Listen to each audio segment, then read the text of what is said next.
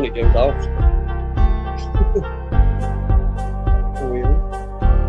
I'm not pushing it. What do you say, folks?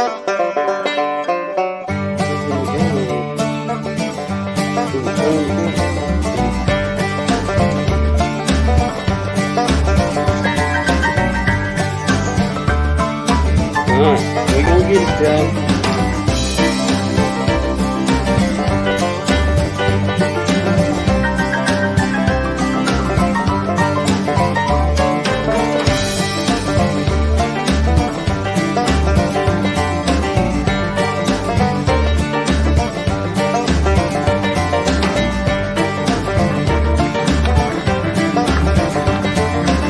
That heifer right there just don't even care.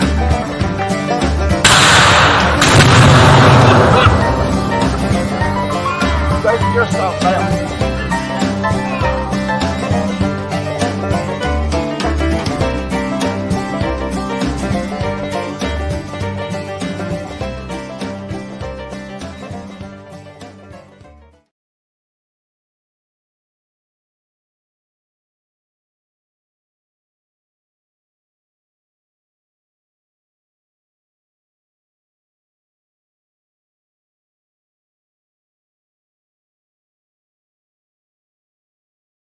Is this pushing buttons before G hit the go button?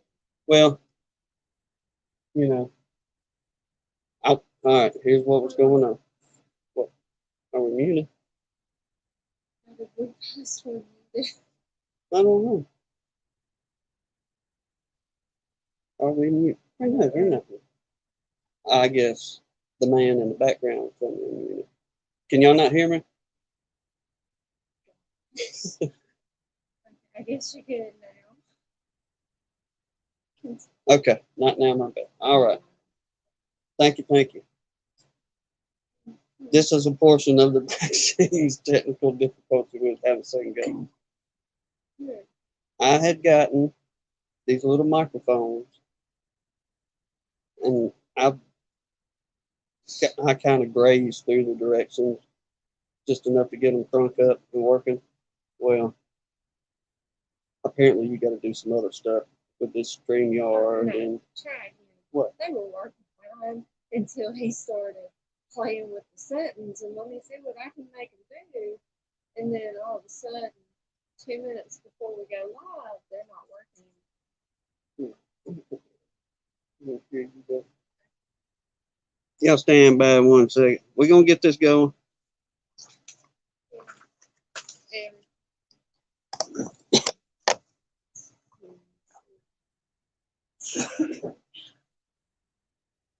Nah. We got it. Turn this puppy back on. We can. Uh-oh. Okay. Get her back in frame. It's okay. Now, imagine y'all would probably maybe hear her a little bit better. But before she messed up the microphones, you could hear her real good and all. But I had to undo all that. Then I started telling Johnny a story, and he's like, Tim, it's time, you got to go. So Yeah. Here we are. See what we got in here so far. Sunbunny, Ziggy. DC's in here. Ed's in here. Michael Tangway. DC, you're completely right. It's Button's fault because he can't quit pushing buttons. And Tar Heel is in here. Well, Jasper's making his opinion. yes, he is. I don't know. Maybe we'll get it worked out. Figure out this technology stuff one day. I may have to just end up hollering old John. I give Johnny a break. God love him. I'm constantly bothering him with something. But probably one of these techno guys, him or Lee. So look, please help me get through this. And maybe we can get over some of our little technical issues. Your first lesson is going to be stop pushing buttons all the time. Well, I've been having trouble with my phone and the internet. And I've been on the phone today As a matter of fact, was some little old lady across the pond. Hannah was pushing buttons this time, but getting us through all of it, and it was supposed to be. Buttons I was told to push. Well, there's a difference. It didn't hardly work. Oh, if you need any more help, call me back. And I'm done with this. We'll get by. He doesn't play well with others. I don't. Just give me some basics. Look, turn it on and off right here. Here's the volume button. He needs the basics in a southern accent though, where he can understand. Yeah, I think I was talking too slow for that woman on the phone. It was pretty funny, I reckon. But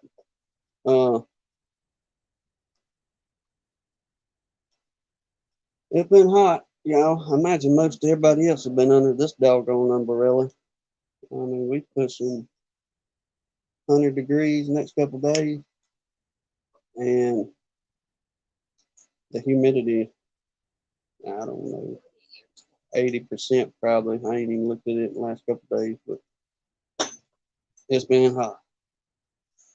But we've only got, what's today's date? 7, 6? That's a good question. 6. All right, so according to the almanac and the Google, we got 5 more days of dog days. And I am ready to wrap it up on the dog days. We finally got a rain shower yesterday, the first time, and I don't know, it was pushing over a week, I know that.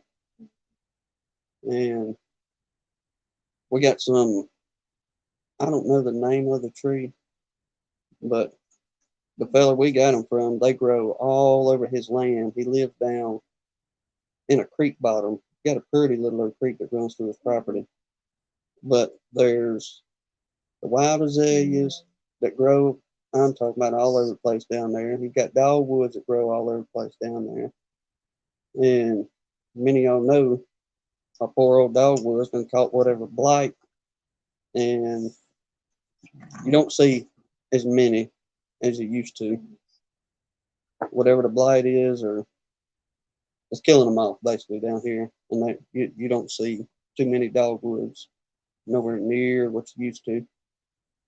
But there's another tree that grows down in there.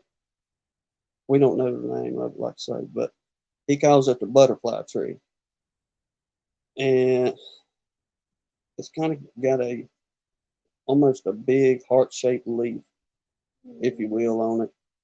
And y'all, when this thing blooms, I mean, there's little old flowers all over the place on this thing, and they get pretty doggone big, probably 16, 18 feet high, these little old trees. But the butterflies love them. I'm talking about the fella we know where we got ours from. He's got one right in front of his house, and it's been there for a coon's age kind of thing. But when that joker blooms, it's got them little old white flowers that comes off of them. It's kind of in a bushel, each one of them, when it blooms. Clusters of them. So like a cluster of honeysuckle is the best way to explain it. Somebody knows kind of close what it is, the actual name. We'd love to know what the actual name is, but we just call them butterfly trees. But the butterflies love them. You'll see all kind of different species, I guess, a butterfly. Dozens of butterflies. It's unreal. Every once in a while you'll catch a monarch out there. Often you'll see like a golden and black, the turquoise looking blue and black, some with some lighter colors. But anyway, with ours, leaves done fell off. They've been so dry. It said, look, I'm dropping my foliage and we're going to conserve what we got. There wasn't hardly a leaf left on it yesterday. Well, the rain came, and I didn't pay too much attention to it this morning going out to church. And I happened to look at that tree, And that rascal is putting off the foliage. I'm talking about it is shooting heavy little green shoots off of it. So I'm hoping ours will bloom again this year. It bloomed the first time last year after transplanting it over here. And we got a good little, I guess, picture of it, if you will. Mr. Weaver said to be a butterfly bush. Butterfly puss. I have to note that. Yeah, me too. It gets awful tall though for a bush.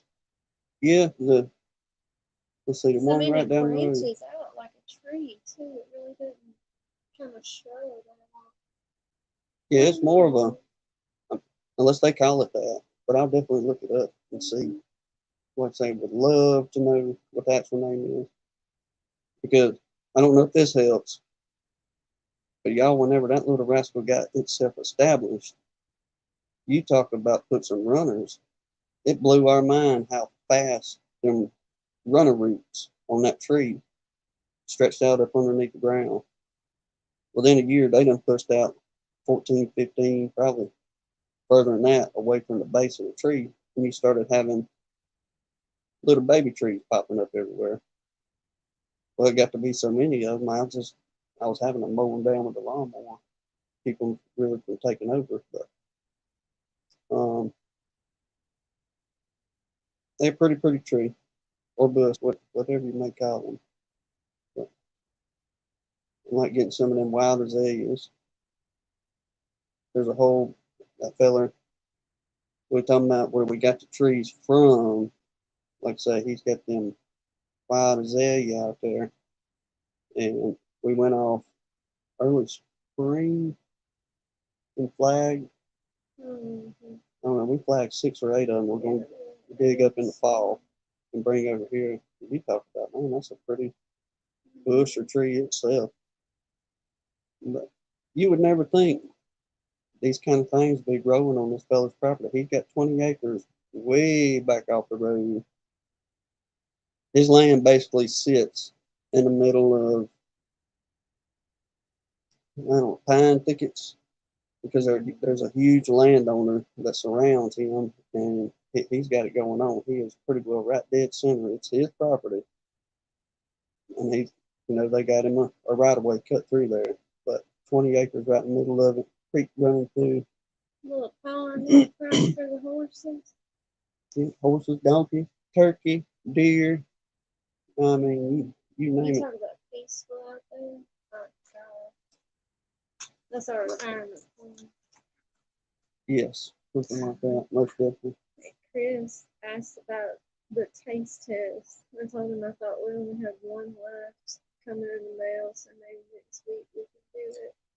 Yep, and we talked to Mr. Donnie. That's funny you brought that up because Mr. Donnie just left. He come over Yeah, for he's a been bit over after me. and ran it by him. And he's like, "Yeah, I'll be your taste tester, Timmy." You know, he No was trouble there. none at all. He was excited. But the only thing he said I got to figure is how do I wash the taste out of my mouth from what I just tasted. So It's real simple. What he drinks all the time over here anyway. Just black coffee. coffee. So it'll be a testing of the honey. Let him get a good swag of his coffee. Then another test and another test. And I think the way we were kind of trying to set it up was like sweetness. How would we say that? A stronger honey. Like do a lighter honey than a darker honey. Kind of mix it back and forth for him. See which one.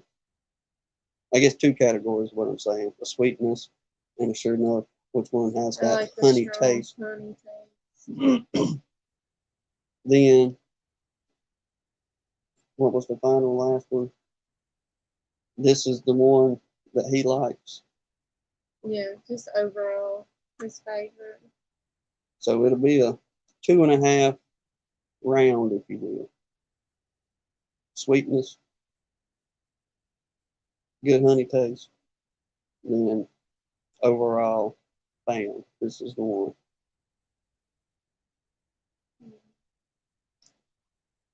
And Huh? lemon tea. I don't know what Ain't never had. that is. I know she's the coffee drinker out of us anyway. I do not.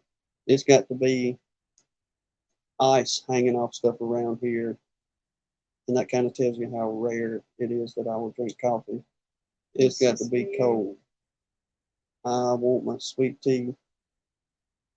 It don't matter if it's 500 degrees or 30 below out there. I'm gonna have my tea. Ed said he took 20 stings of the sleeve of his jacket. Mm. Said he got caught in a pop-up downpour with one of his eyes open and they tore him up when it started raining. Got angry. They don't like it. That weather change. Mm-mm. I was reading an article on something not long ago, and I think it was around. It said them bees know about 30 to 45 minutes. I think it was. They got a little window that they figure out is fixing to rain at the house. So we need to start heading on back home before the rain beats us halfway to pieces on the way there. And I guess that's part of maybe them being so fussy, rushing in, trying to get home, everybody get inside because it's fixing to come a downpour. And I don't know if we ever really fooled with them or got caught up in the rainstorm. We almost have a couple of times, but by the skin of our teeth, we was able to get everybody closed up. I tell you, the worst we got tore up was at nighttime. Buddy, you talk about a fussy bunch. No, we won't do that again. They was crawling up our pants legs and the shirts and jackets and If everywhere I there. had developed this bee allergy already, I would have been dead. I took so many stings out there. Oh yeah, they was not at all happy. We learned from that experience. Don't go out there fooling with them at nighttime unless you got to. You can, but you liable. I'm gonna try to tell him. Eugene. Yeah. Okay. Well, I'll just say it. Since you stopped, I don't have to interrupt you. Eugene, shoot us an email at gunlinebees@gmail.com and we'll send you a place to Send it to. send it to and everything. We sure appreciate you. Oh, we Mm. got 5, 6 in there right now, and I think, like I said, one more we're waiting on. And I meant to grab one before we got started, but technical difficulties made me forget. We was able to. We pulled a whole 7 frames the other day, and got. I had to make a correction on the weight. I put everything in there. It wasn't 41 pounds. Went back and looked at my book, and it was 31 pounds. 7 frames, 31 pounds. Not a big pull to get me and her by at least the spring. Unless Lord willing, we have a good run during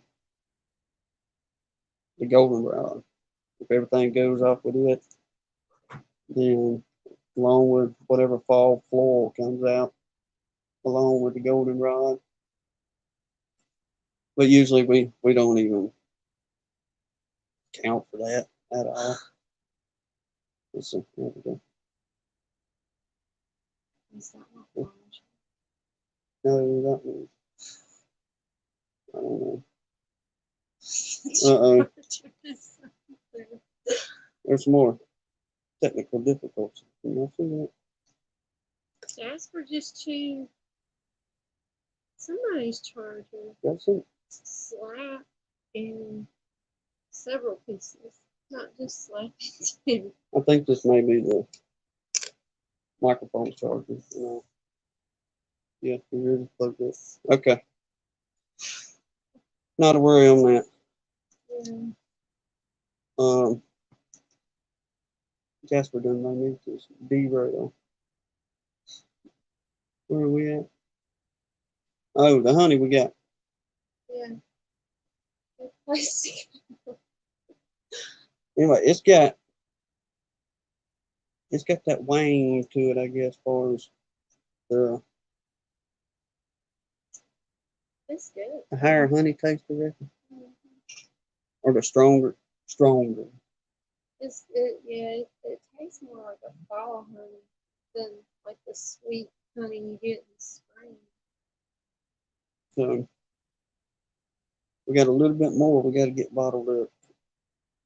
Probably another maybe gallon and a half. Will be stretching it, but pretty close to it. Get the rest of that bottled up, and yeah, I don't It's know. better than we thought it was gonna. We weren't planning on getting any honey this year, so it was a good surprise.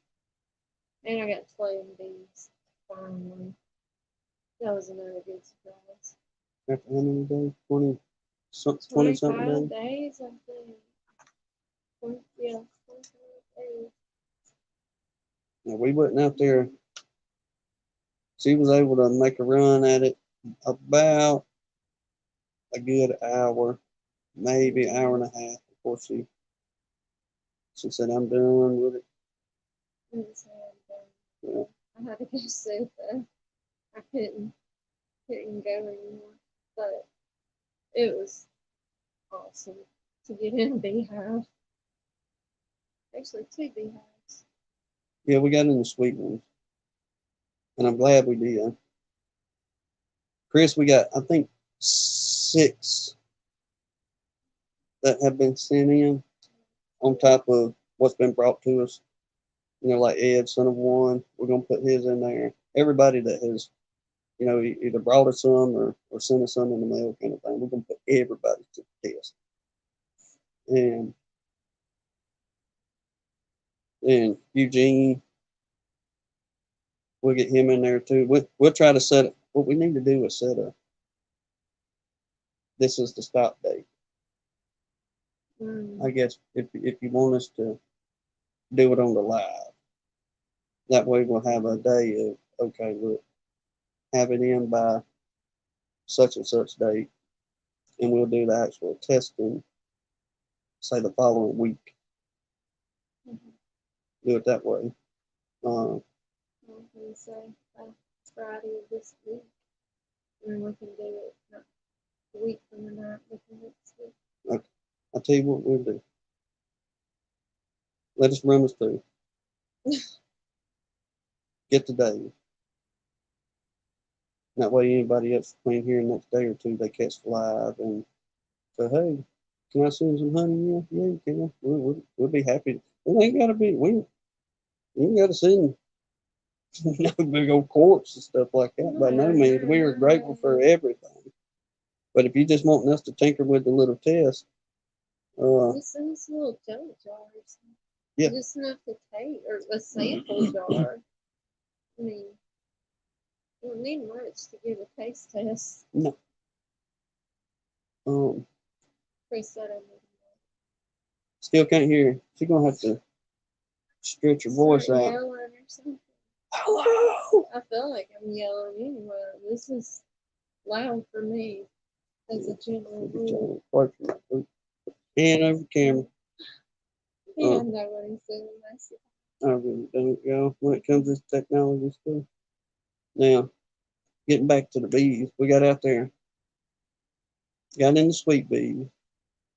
We only have the one colony, and was, I think, yakking back and forth with DC about this last night or something other. He's talking about how sweet everybody is out there. And yeah, for the most part, they're not a big fuss. But that one bunch that we had the hiccup from, we took the queen out of the one box and put the actual queen into our split. Didn't realize it till a week or so later. We checked frames and seen eggs. We thought, that wasn't supposed to happen that quick. But ever since then, they have just been Temperamental. Don't want you in there at all, pretty much. You talk about tear my hands up. Them little girls, when they start coming, I mean, it's full-fledged war with that bunch. It's just constantly bam, bam, bam. And even with that suit on, I've had to walk down behind and get away from them for a minute because, yeah, I guess I should wear gloves, but oftentimes I don't because I don't want to deal with the aggravation of working through that glove, I guess. Mhm. And I don't even do that at work. Unless I just have to put gloves on, I, I don't want to fool with them. But, taking 3 or 4, not a big deal. Some of them, the pain level is much higher than some of them. But now, after I got done fooling with them, give them their little shot of peppermint extract and the eucalyptus oil mixed together. Loaded them up, closed them back up, and I told them ever so nicely and gently, come spring, we will have an attitude adjustment. Because that queen, she's going to go, and we're going to hopefully would like to take some of the stock off some of the sweeter bunches and just put over there and let them start all over spring next year. Lord willing, he lets us get to there and lets us get to there. All right, let's say Sourwood, Hanley, Brother Sam. Mhm. Hey, Brother Sam, I didn't know y'all. It's hard to see the comments and everything to me jawing. Chris, he's still got a lot of drones hanging out in his house. That's why That is, we we still. nothing. I mean, I don't even think we've seen any drones. The last, I know this time we went in there, I didn't see a drone one. I mean, all year we barely have. Yeah, early spring, they they put it to it now. We had a fairly decent little run of drones. It wasn't the typical overwhelming like they building all over the place and she's just laying up drone after drone and here comes the queen cells and all that. It was none of that. It was a very weird year. But glad to hear y'all are at least being able to keep up. And I imagine y'all could push if you got enough drones. I imagine y'all could push a split or two, and if you can really get them fed up with that apis now, like we went out the other day, and got done with spending all that little bit of honey, set the box out that evening. I say about 3 o'clock that evening, set the box out there, and I gave it, I don't know, about an hour. Walked back out, and I was thinking they should be all over this. Pretty well have everything cleaned up. That was Thursday evening, I think. This past Thursday. This morning went out there. They still pulling on it. So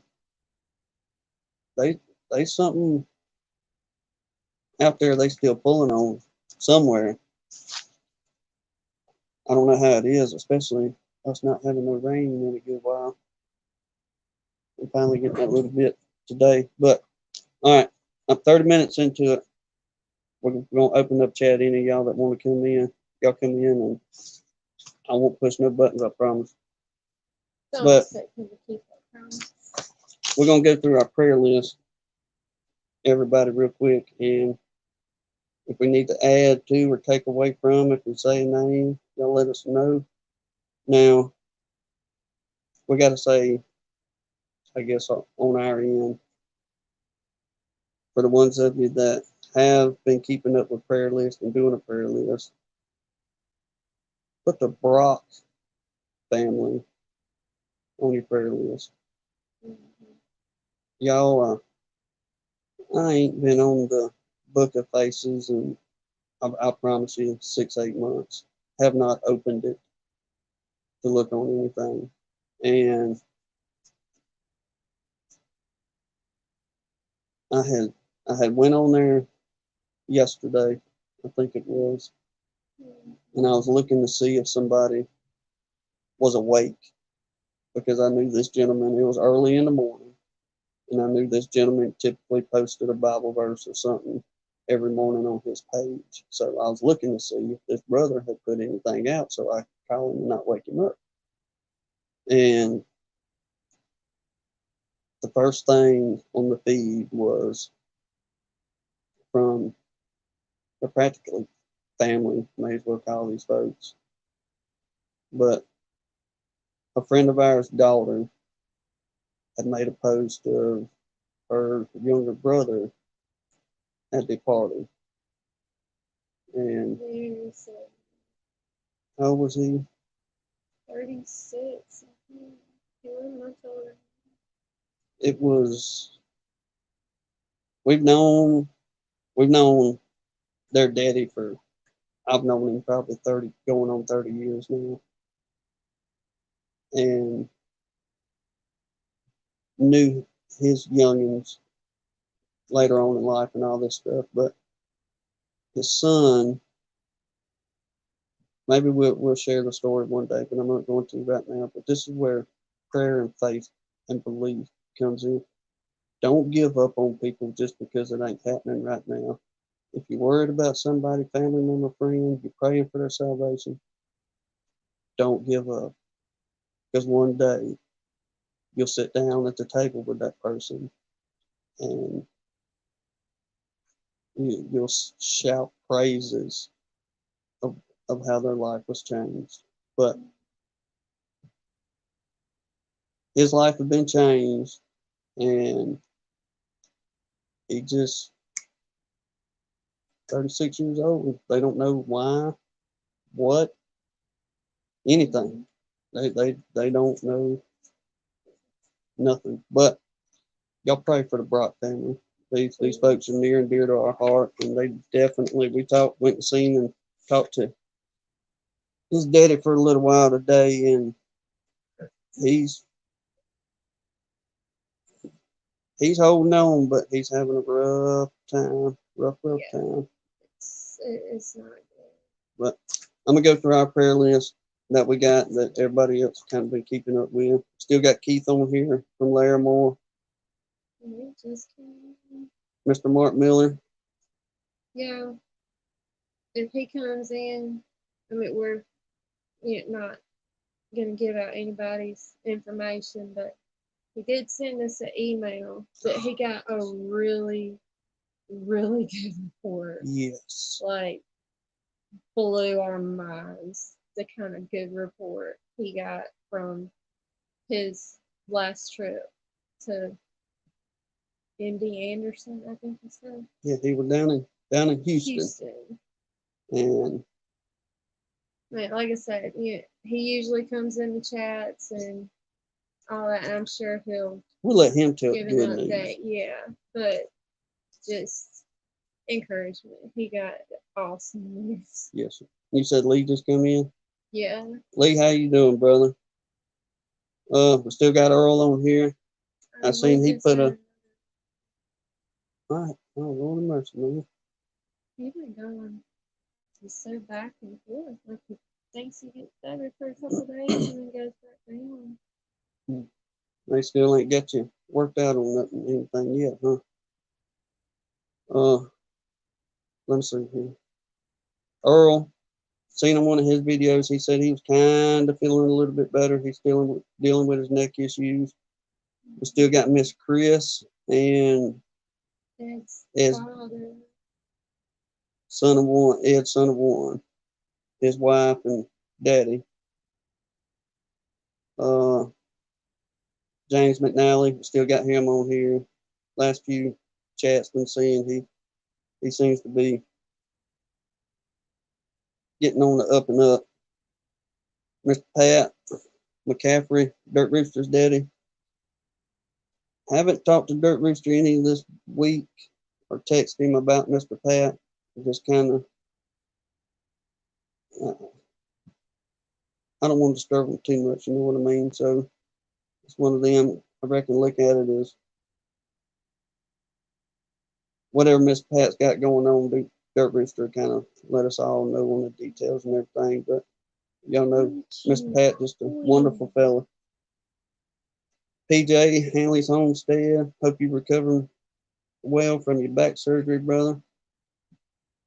We still got Michael Tangway, road workers in Vermont. Brian at Flower Street, going through the dealing with That's right. This came. Mr. Mark. Mhm. All right, yes, sir. What he said, the power of prayer. Let me see if I can get back to that. I'm gonna push one button.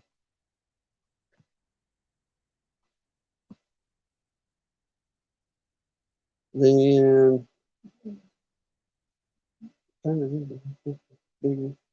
Spanky dealing with migraines. Sawmill Charlie, he's still kind of roughing it, I think, with his back. Deb at Sun Bunny. Rodney Middleton, his mama had taken a fall about 2 weeks ago. Afraid that she's doing well from it. And I think there was somebody I was supposed to have, but I forgot. Probably so. But if I missed anybody, if there's anybody else, let us know. Throw it in the chat, and we'll sure enough put y'all on the prayer list. Or, like I say, some of you want to send an email, that's fine too. But if you're ailing, or you just need prayer, that's the whole point of us doing these beach chats. Because I go to talking about the Lord, and oftentimes people tuck tail and run. We don't. And before we even, I guess, kind of started getting any kind of subs, really doing this on the YouTube, me and Hannah had talked, and I'm grateful to the Lord that I have a God-fearing wife, and she doesn't buck me on much, and especially when it comes to the Bible and how things should be run, whether it's in your life or in your household, and that's for the both of us.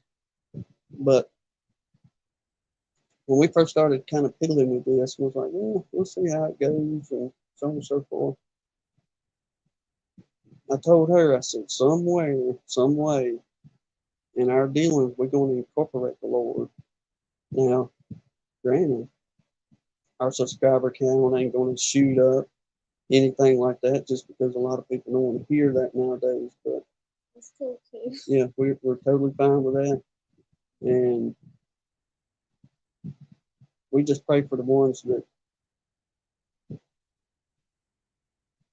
aren't where they need to be with the Lord.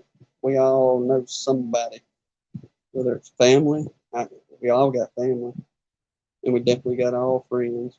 And ain't none of us perfect, but the best thing we can do for any of us is pray, just the same as folks that done it for us and helped us in our journey. But Miss, never mind. Mark come in and all. Can you look up the email? Mark Miller, is it all right if we read your email that you sent us to everybody? Kind of give y'all an idea of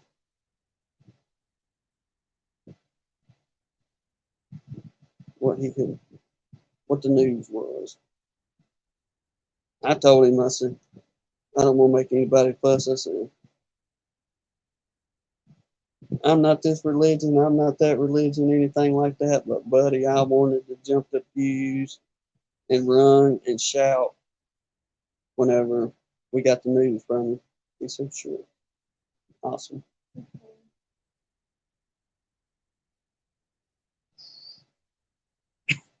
Wait, so I got a good report You're gonna have from to talk about that. What do you remember?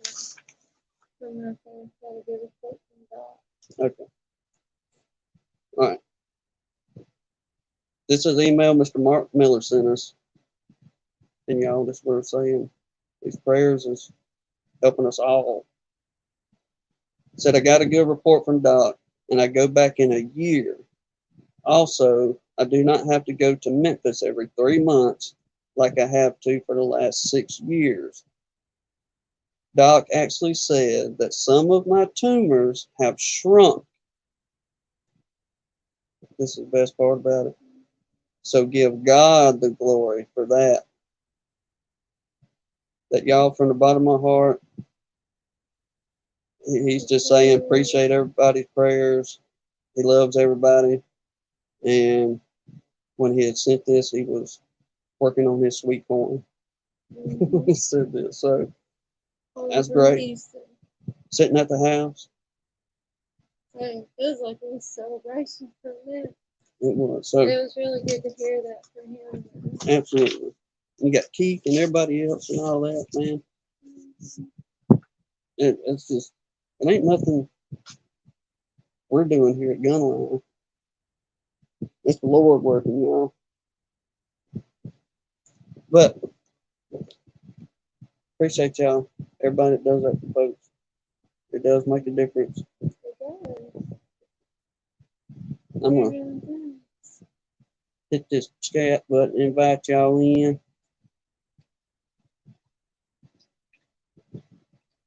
All right. I'm being patient.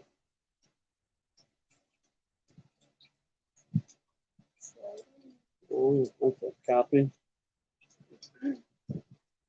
Couple more buttons, y'all.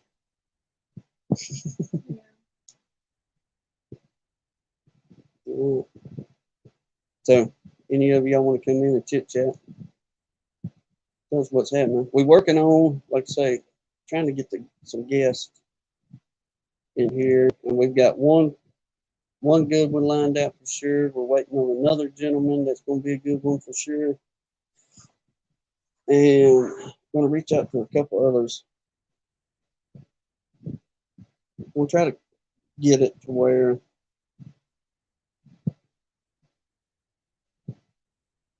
some of the smaller channels keep everybody. Let y'all come in too. Like Bob and them helped us, and we would like to kind of help and continue on that a little bit too. Where remember the smaller channels, hear y'all stories too of how you got started in the beekeeping, and you know how's it changed your life, I guess, in different ways. The experiences you've had, and you know those different things, because everybody got a story. Anybody. Some of them may be a little bit rougher than others, but some of them may just be some of them flat out funny coincidence things that you just, that's what happened. That's how I got here. But like I say, for us, it was, we had to find something that had a touch of adrenaline in it still, and a fear factor, I guess. And this was way before we ever found out Hannah was going to be any kind of allergic. Yeah. Well, no, I ain't got a death wish. No, I'm no, Lord, no, not at all. not taking chances like that. But so far, let's see, how long have we had the suits that everybody helped out with? What helped us out with? It was earlier this year. 2 months ago. About 4 or 5 months now. April. Okay, so I have to look back on it. we'll say almost, we'll say about 4 or 5 months on her getting in that the good guardian suit, and I'm gonna try to keep myself out of it on this end. But her being able to get out there and tinker with them bees, and even if it's a fussy day for them, anything along those lines. The days that we have been out there in them, and y'all, then that guardian jumpsuit deal that we got for her, and them gloves, she's taken. I can't tell you how many steams I pulled out of them gloves, and not so much as a prick or anything from them. Now, Thank the Lord. yes, thank the Lord. Not trying to push our luck with anything, but No, they stopped several things. they've proven themselves. That's for sure, because them old cheap suits we got that I know probably just about everybody got off the Amazon when you first started beekeeping. You grabbed the old big old brow, whatever it is, jacket and thin pants, and it was just enough to keep the pain level knocked down. And but you would get stung through them things. We took multiple stings through them old cheap Amazon suits. But now, like I say, these guardians, got to give them a thumbs up on that. And now I'll speak on my end of it. When y'all done everything, it was a blessing as well. Y'all was able to help me out. We got the jacket and the breeches. Now, I think I just so far just tried the pants on because everything's still nice and pretty, and I don't want to get them part messed up yet. But I wear the jacket just about every time me and her go out there. And gotta say, for our heat down here, they're not bad no, at all. Even in the full suit, it's not near as bad as I thought it was going to be in the summertime. you can actually feel the air moving through them suits. And granted, you're still warm. Don't get me wrong. Yeah. I mean, you're sweating, but you're sweating in shorts and a t-shirt too. Yes, you ain't. It ain't just burning up completely, just soaked in sweat and the suit sticking to you and everything else. You better quit acting out on TV. But yeah, them things have been, those suits have been wonderful.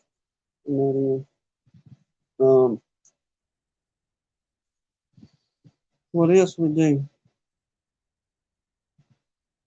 I kind of went back a little bit, and I'm starting to get my little news line worked out. She is gradually, I mean, we still ain't over the hill by no means, but Hannah not feeling good, but it's like the days are gradually getting a little bit better. She's able to eat much more instead of, yeah, literally nothing for a couple of days except for might get some broth down and some kind of blended up juice or something. It's slow, but definitely improving.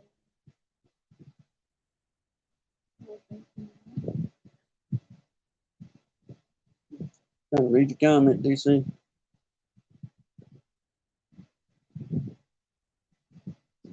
Yes, yes.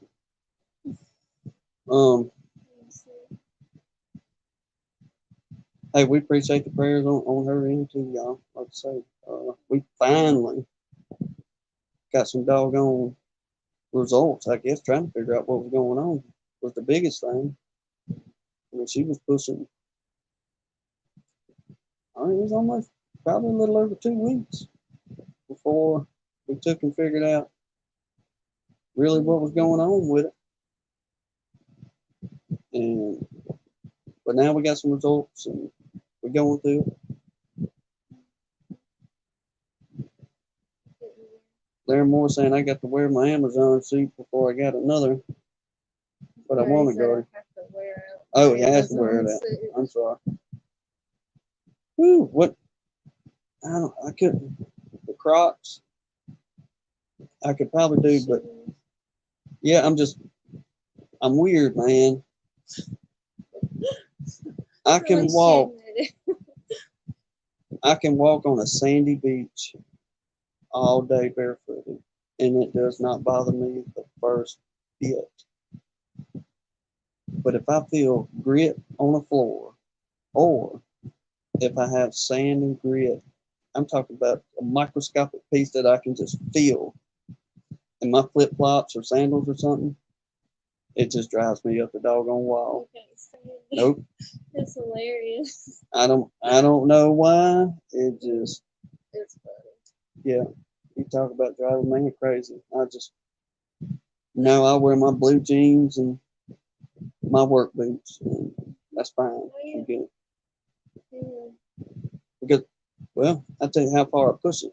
Whenever we go down to the river and do our little days on the riverbank, I have my blue jeans and work boots That he wears down there. all the way Literally. down there. He goes in the pant house and changes when we finally get there. Once everything's out of the truck, down where the women want their stuff and all that, everybody's set up, good to go. Then I'll go up there and I'll change into swimming trunks and run barefooted with the youngins out there. But I don't want it on the floor or in my sandals. I don't know. And they will have it. It's Well, funny.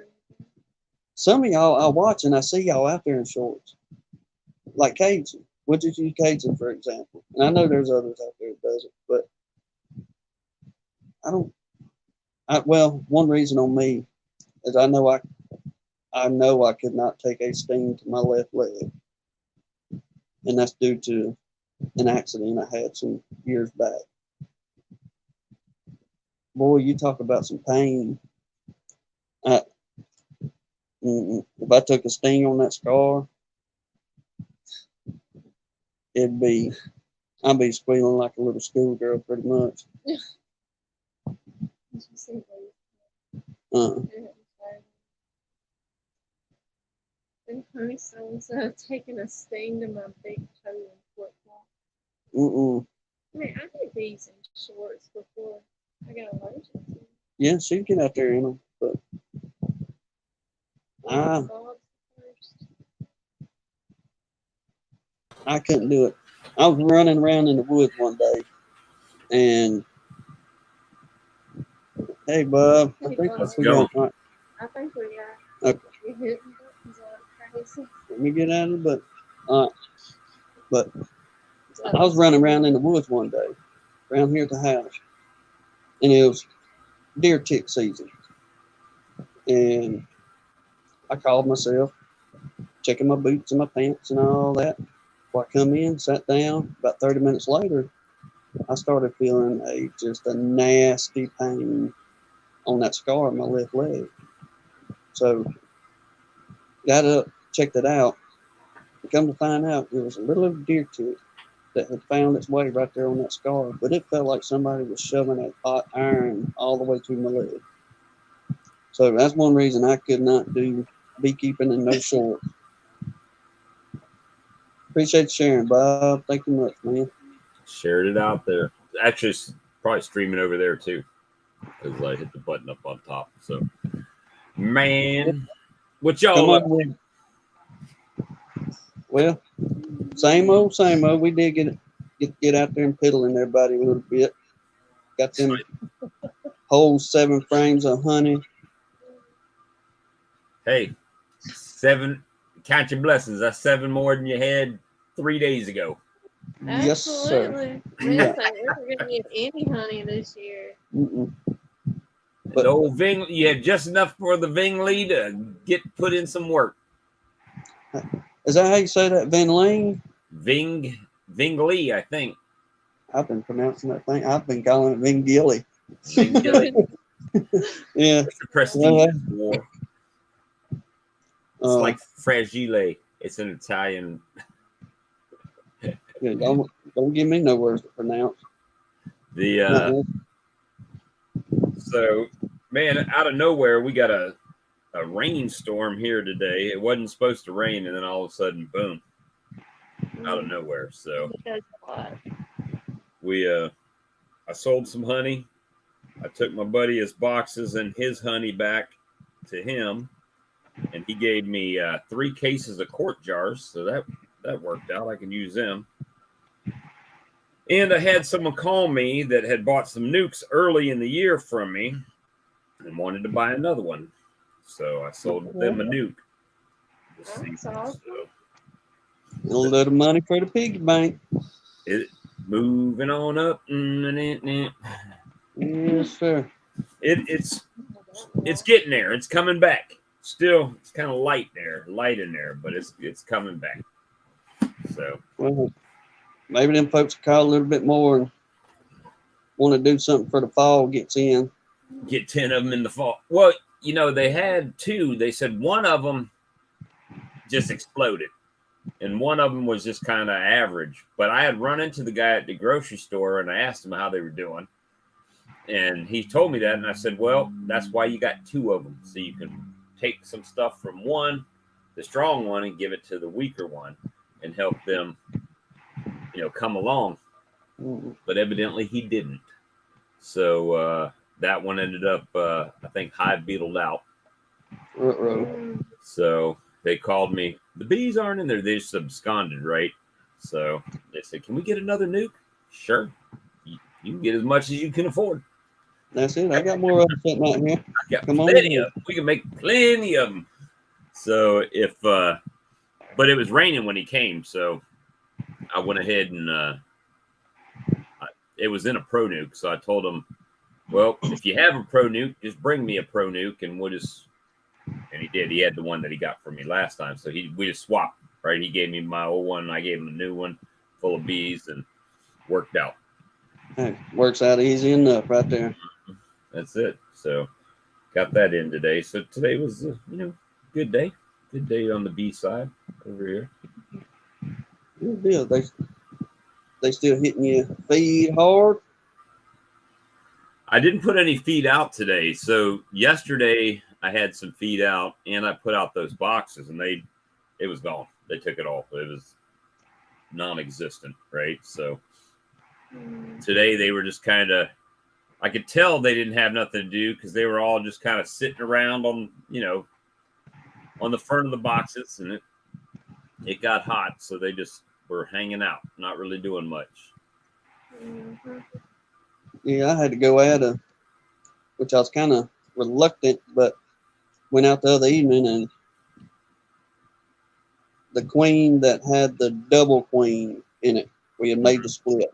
Well, her little bunch, I mean, she come off slow, but she is firing on up here the last couple of weeks, and I guess we had a graduation go on, and man, I thought another swarm had come in and was taking them over. Well, went back out early that morning, was going to set a little 3-frame nuke box we got, Right. hit them with the lure, all that good stuff. Well, everybody pretty well done tucked inside, so I was like, well, all right. The following evening, come about 3 o'clock, I started seeing that heavy bearding again. That's all it was in the beginning. It done got so hot, they was really pushing out this day. So went on down there, and after we had done the full sweep on the beetle run between vacuuming and hitting them with the peppermint extract and the eucalyptus oil, added a medium to them to, well, at least give you a little bit to move that air around. I doubt y'all going to build up very much right now, but at least kind of give you something to move up blasted air. So you want to hear the dumbest thing I did today? Come on with it. See, this is, I keep it real all the time, right? When I do something stupid, I tell you. So I pulled around to the side to load my buddy's supers up and grab his bucket of honey off my porch to put in the back of the truck. I loaded it all up, started backing. I heard, so I just pulled forward. I backed over a deep and a medium I had sitting out for the bees to clean up of my own. So I destroyed about 5 frames in 2 boxes. So Smooth move. so I had to sell a nuke to recover my boxes and my frames. Yeah. but yeah, it the box, F-151 box is 0 on that one because man, I said, well, maybe they just, when I hit them, they just kind of and broke apart, right? No shit, no, they were destroyed. But you know what? I only lost 1 plastic frame in that, and about 5 wooden frames. Silver linings. Huh? She said silver linings. Yeah. So hey, I got to keep most of the frames out of those, but yeah, I wasn't planning to do that, but it happened. So. It wasn't your pretty boxes, was it? The ones you've been etching on? No, I got those inside. I haven't even brought them out yet, and I mean, I only have 8 of those put together. All the other 32 are sitting over here on this chair back here. So It could have been worse. Yeah, it could have been worse. Could have been the brand new ones, right? Mm-hmm. But yeah, so I guess I got to add 2 more boxes to the rotation next year. I could see that happening around here, no problem. Troy said he ran over a couple boxes last week. Way more stuff than me. So, well, my thing is, I get to where I'm working on something and I'll set it down, right? Or leave them out there to clean them up, but then I don't come back to pick them back up after that point. So they should have been. I mean, I harvested my honey a couple weeks ago, right? 2-3 weeks ago. I should have had them in the house. Well, there he is. Hey, Bob. Hey, Tim and Anna. Hey, How are y'all? Good, Mark. How are you, brother? I'm doing great, man. Good deal. Good to be home, huh? Yeah. What you out thinking with? You got a cat there. It looks like my cat. Uh-oh. Yeah. Yep. Only that looks identical to my cat, only hadn't eaten as much as my cat. Yeah, he's still young. He's still a baby. He's a barn cat. He's a mouser. I like your Yeah. sunflowers back there. Yeah, I was going to show you my sunflowers. The wind blew them down the other day. Can you see them? Yes, sir. I'm going to try to make you big real quick. Okay, there we go. They don't look as pretty as they did. There's some behind that all blew down that were twice as tall, all different colors. Those are pretty. Yeah. Speaking of plants, I dispatched my front yard of buckwheat. What? Mow it down. I mowed it down today. In the front, the back still has plenty, but the front was it was only getting small in most of them, and the bees had already worked them, and wasn't nothing happened with them, so I just mowed them on down. So yeah. I got into some of my bees today, and I ain't been in them in a month, and they look a lot better than I thought they would have. Well, I was pleasantly surprised. That's a really good kind of surprise. Yeah. Well, thank you, lady. I was thinking, well, I'm going to have to make some feed up, but they were fine. Mine have plenty of pollen in them right now, which is a surprise. I don't see much pollen coming in, but they had enough stacked up in there, so they seem to be doing good. But they sure like the liquid feed when I put it out. Yeah. Right. They were laying up a lot better than I thought they would have, Had stacks of brood in there. That nuke I just sold, I went out there this morning, and I was like, I don't know. It's been in a pro nuke the whole time. All summer long, it's been in a pro nuke. I haven't paid no attention to it. I went out there. It looked perfect. 3 frames of brood in all stages. 2 frames of food, tons of foragers. I'm like, here's your box. I didn't have to do anything. Just here's your box. Yeah. Pop it in there. I'm gonna walk down this hill. I may lose you. Let's see. Mark, you going to the Kentucky Fried Conference? I don't know, Bob. I've got to check my vacation time and see how that's going to work out. Well, Lord, I hope I can get Look at vacation that time. right I here. bought tickets. Can you see Look at that? beard. Make you big again. I think that colony's melting, Mark. That one on the right there. Yeah. Yeah, I've kind of ignored it. And it's gotten too big for them 2 little boxes. That's just one that I was pulling brood from and using, you know. Right. And it's down on the corner there. I'm wishing that's what our year before last, those horizontal hives that we have. Y'all, we had 3 different colonies in there. And every one of them was 10 frame. And They did good. oh, they did really, really good. And it was about this time of the year, you literally could not see the front of the box between everybody bearding between all 3 of those colonies, but there wasn't a whole bunch of drifting. Yeah. No, everybody done their little dance and all that up there every evening and got their little spot, and it was pretty much like you just took, I don't know, multiple handfuls of bees and just threw them up against the thing, and they just stuck. But that's where we was trying to get again this year. But I guess with whatever went on with nature this year. But it's nice to see them girls. I hate they burning up, but it's good to see them bearding out good like that. I had I went in that hot hive. They're no cooler today, that was for sure. I took they were in a double 5 frame, and I put them in a single deep box. Well, I put them in a single deep, and then I added a deep with some comb over top of it so they could just come up and spread out. But man, they do not like you messing with them. Not at all. Not at all.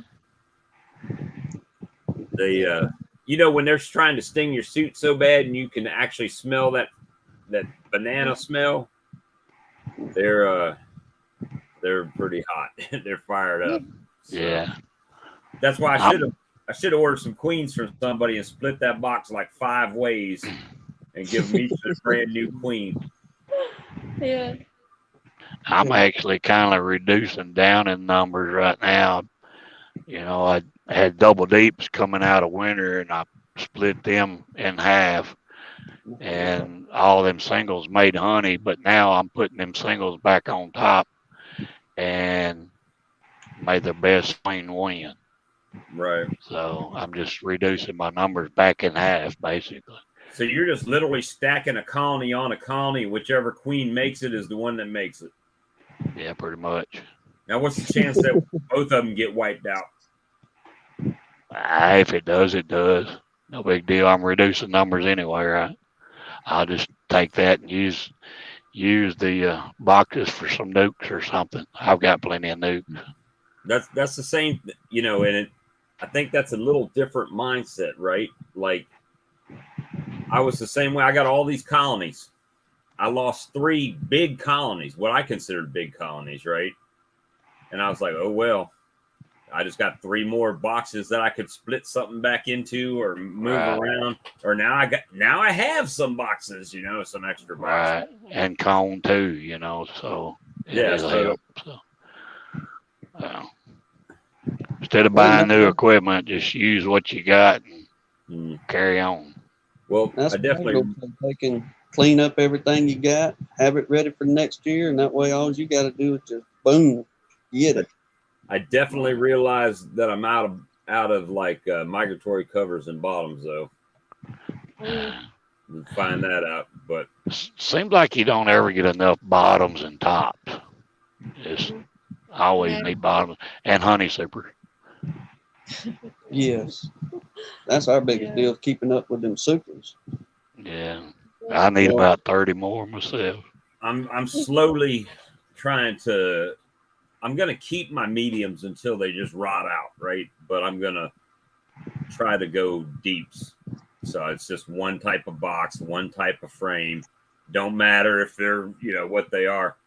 Matter of fact, when I was building that colony today, I set up a box and I'm like, okay, I'll drop one in the middle and then one, but they were so pissed off that I went ahead and set up a box, set the 2 nukes on top of it, got another deep box, set it off to the side, and then moved them over all 10 into the one deep. And then I threw the 2 nuke boxes out of the way and picked the box that I had the comb in that was on the bottom, and then just dropped the whole thing and put the other box on top of it. They were not having it today.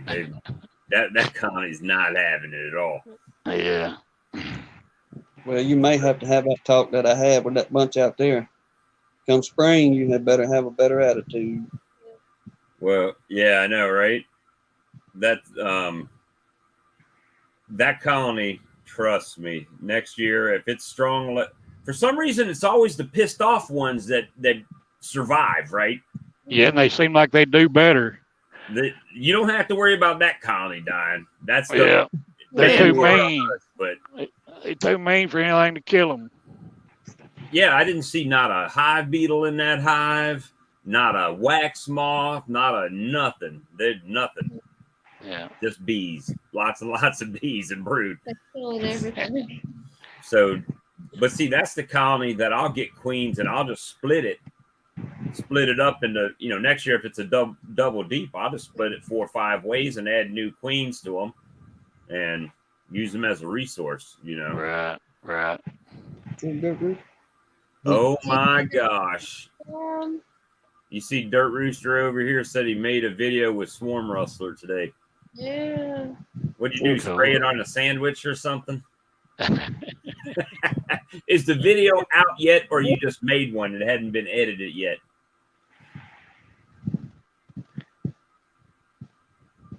Let's see if I can get that thing. So I'll have to look at it. Look at your video.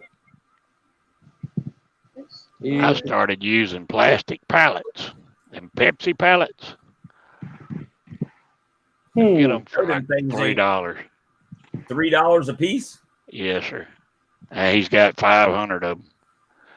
So I've bought like 30 so far. So, yeah, my truck was low on power steering fluid. That's fun. Did you so how you stand? Are you just putting like regular bottoms on there, or are you using standoffs and? Yeah, them ones I built, Remember the ones I built back in the winter? And I'm just putting 2 on one side, and that gives me a little space in the back to lay my smoker or whatever. Right. And then come spring, if I want to split them in half, all I got to do is pick it up and put another bottom board down, and I got 4 on there. You go down to the Pepsi company and get them, or just some old feller got them? I'm getting them over in Missouri and then hauling them back on my semi. I got you. I just need one. The thing about plastic, it don't rot like wood, and you can put a wood pallet on top of it and it never touches the ground. Yeah, what I'm noticing is the ones that I set on the ground, the ants are making mounds underneath them. Yeah, and then you get termites too. Yes, sir. See, because I got one.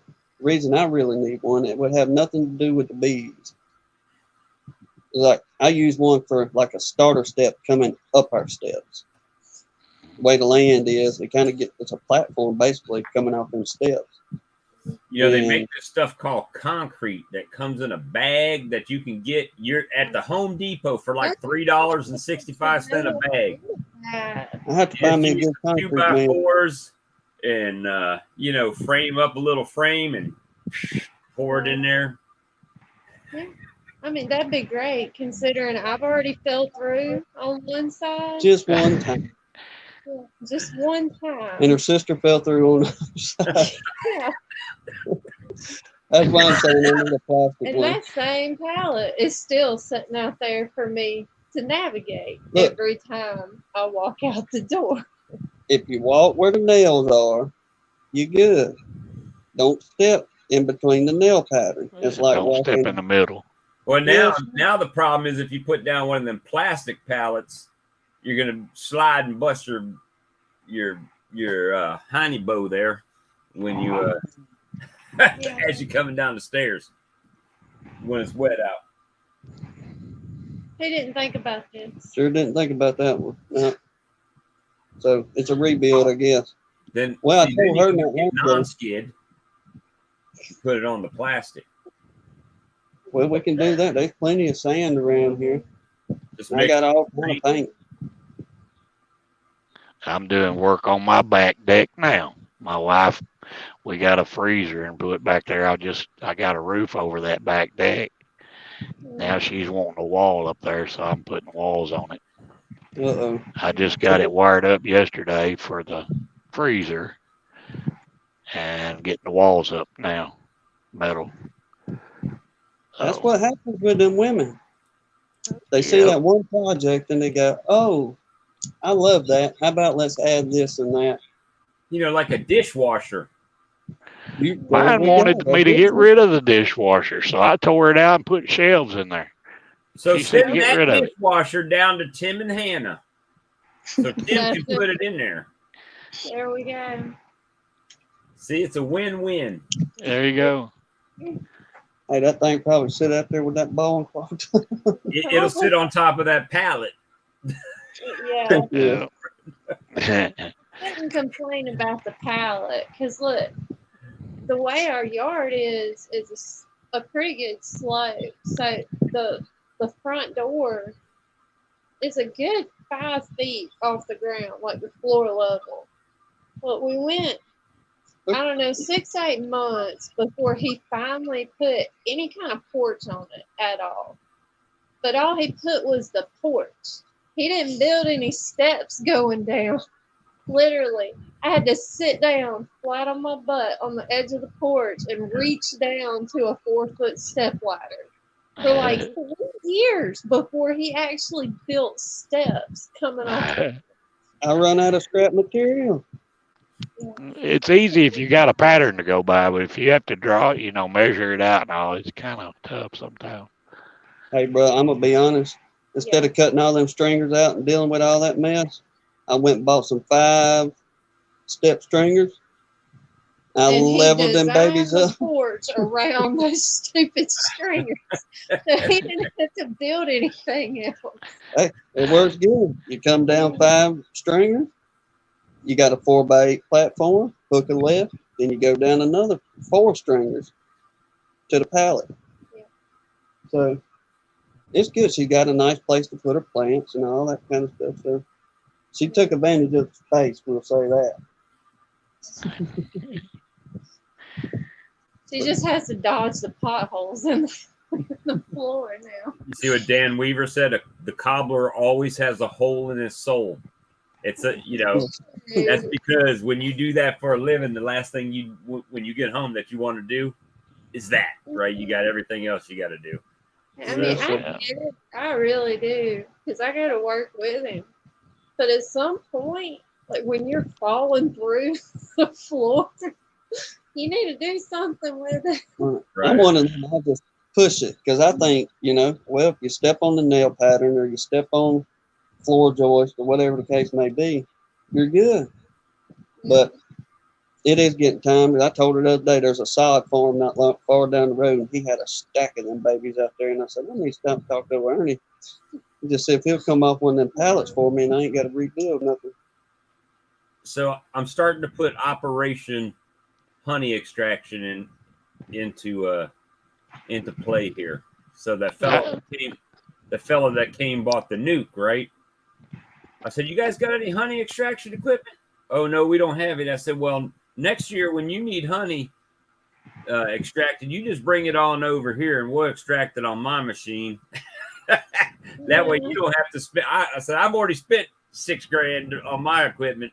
So you can just bring yours over here and we'll put it to work. So how you liking that uncapper, Bob?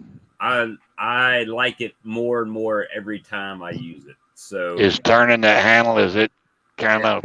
It's easy. Actually, I still feed one at a time. I don't put 5 frames in there because for me, if I had somebody there loading them up and I was spinning them or something like that, that makes sense. But I just take one out, put it on there, spin it, grab another one, spin it, And yesterday I did my buddy's 25 frames, right? 2.5 boxes. It took me not even 10 minutes to uncap everything. It took longer for the blades to heat up with the steamer than it did to extract it. See, I'm still old school. I still use a hot knife. When you do 150, 200 gallons, it gets old. Yes, sir. Well, you can buy just that head, the steam and the blades. Right. Of course, I didn't know that when I bought mine because that's what I would have done because I already had an uncapping table. Well, I'd have to have the tank too, the capping tank. Well, I know a fellow's got an extra one right here in Columbia, South Carolina. If I didn't have so many doctor bills, Bob, I'd be over and get it from you. I know how that is. My out-of-pocket expense is $52,000. My word. When you fight it so long, they don't drop you, but they make it to where you can't hardly afford it. Right.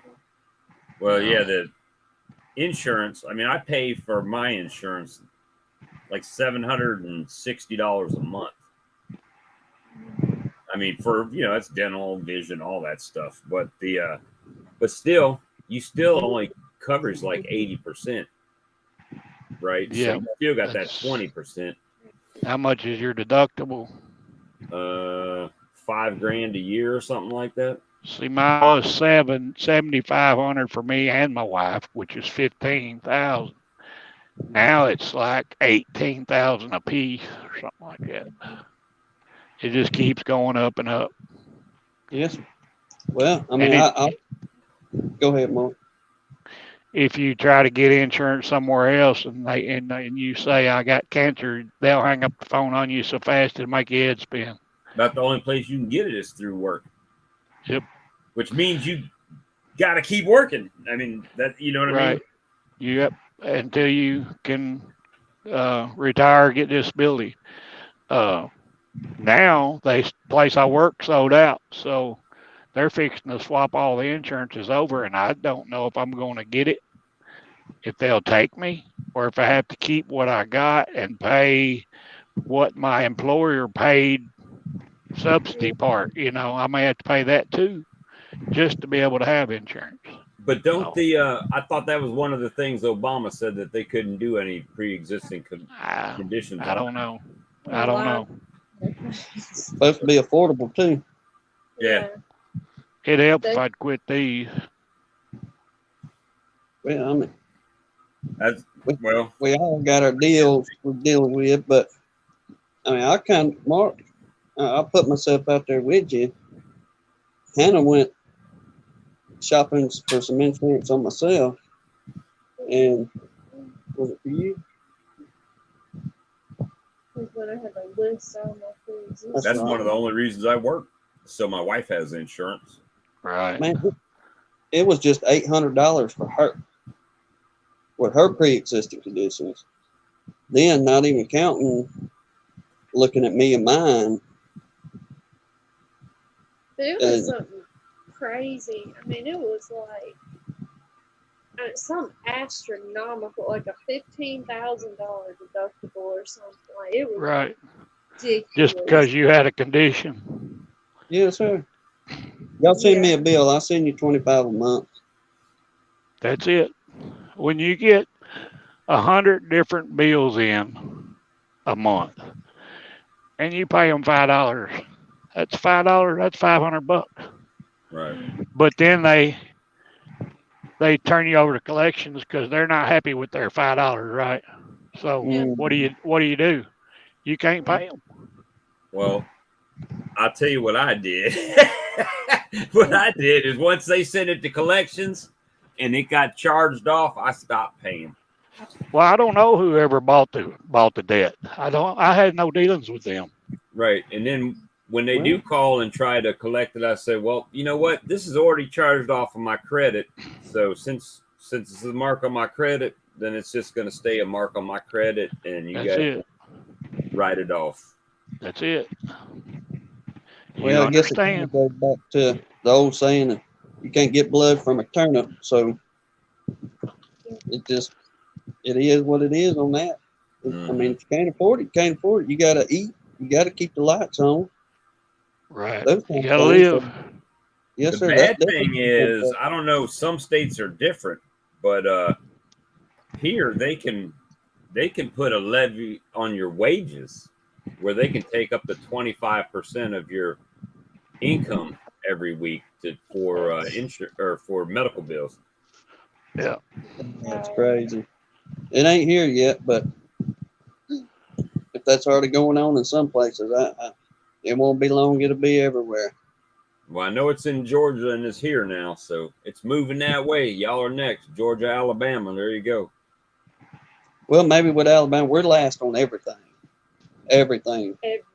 So maybe that'll be kind of beneficial on those ends. There's some things, yes, we need to do in this state, but you talk about literally the last on everything. They've been working on a stretch of highway that's 25 miles long for the last 40 years, literally. By the time they're done, they start over again because it's done wore out. right. Just walk about. They got It's all just job security. All that is, job security. Well, let me tell you how much sense it made. When I was working on the ambulance, we had got a call out there with some of them state boys that got hurt. Old boy fell and broke his arm. So here we go, lights and sirens out there. The boss man tells us, hey, if I can take him and not have an ambulance bill, good deal. So he loads him up. And we ended up staying talking to, I get one of his other lead men. And we was talking about, man, you know, this is 30 years y'all been building on this highway. Are you going to finish it? Well, they said, we could have been done, but all the red clay that we pulled out to get down to the hard stuff, we sold it, sent it up north end of the state for whatever. So when it came time for them to lay a good heavy clay base for that road, what they have to do? They had to buy dirt from a couple counties up. And pay to have it brought over here. Yeah. Was that Mississippi or Louisiana? This is Alabama. Alabama. Did you see where Mark's comment? I laughed. Told him I put everybody I own name in a hat and in a note. You call me again. That's good. I'll call you back and see if they won the drawing. Yes, I'm gonna sir. steal that line. That was hilarious. Yeah. That's it. Thank you, that. Did anybody win that 1.5 billion mega ball or whatever? We didn't want to say nothing, but Well, we got our new dishwasher on order. yes, sir. And a brand new motorized extractor. Hey, and I'm gonna take. Remember that talk about the dollar store the other day? Yeah. I'm gonna take her there, and I'm gonna get her some fancy new clothes.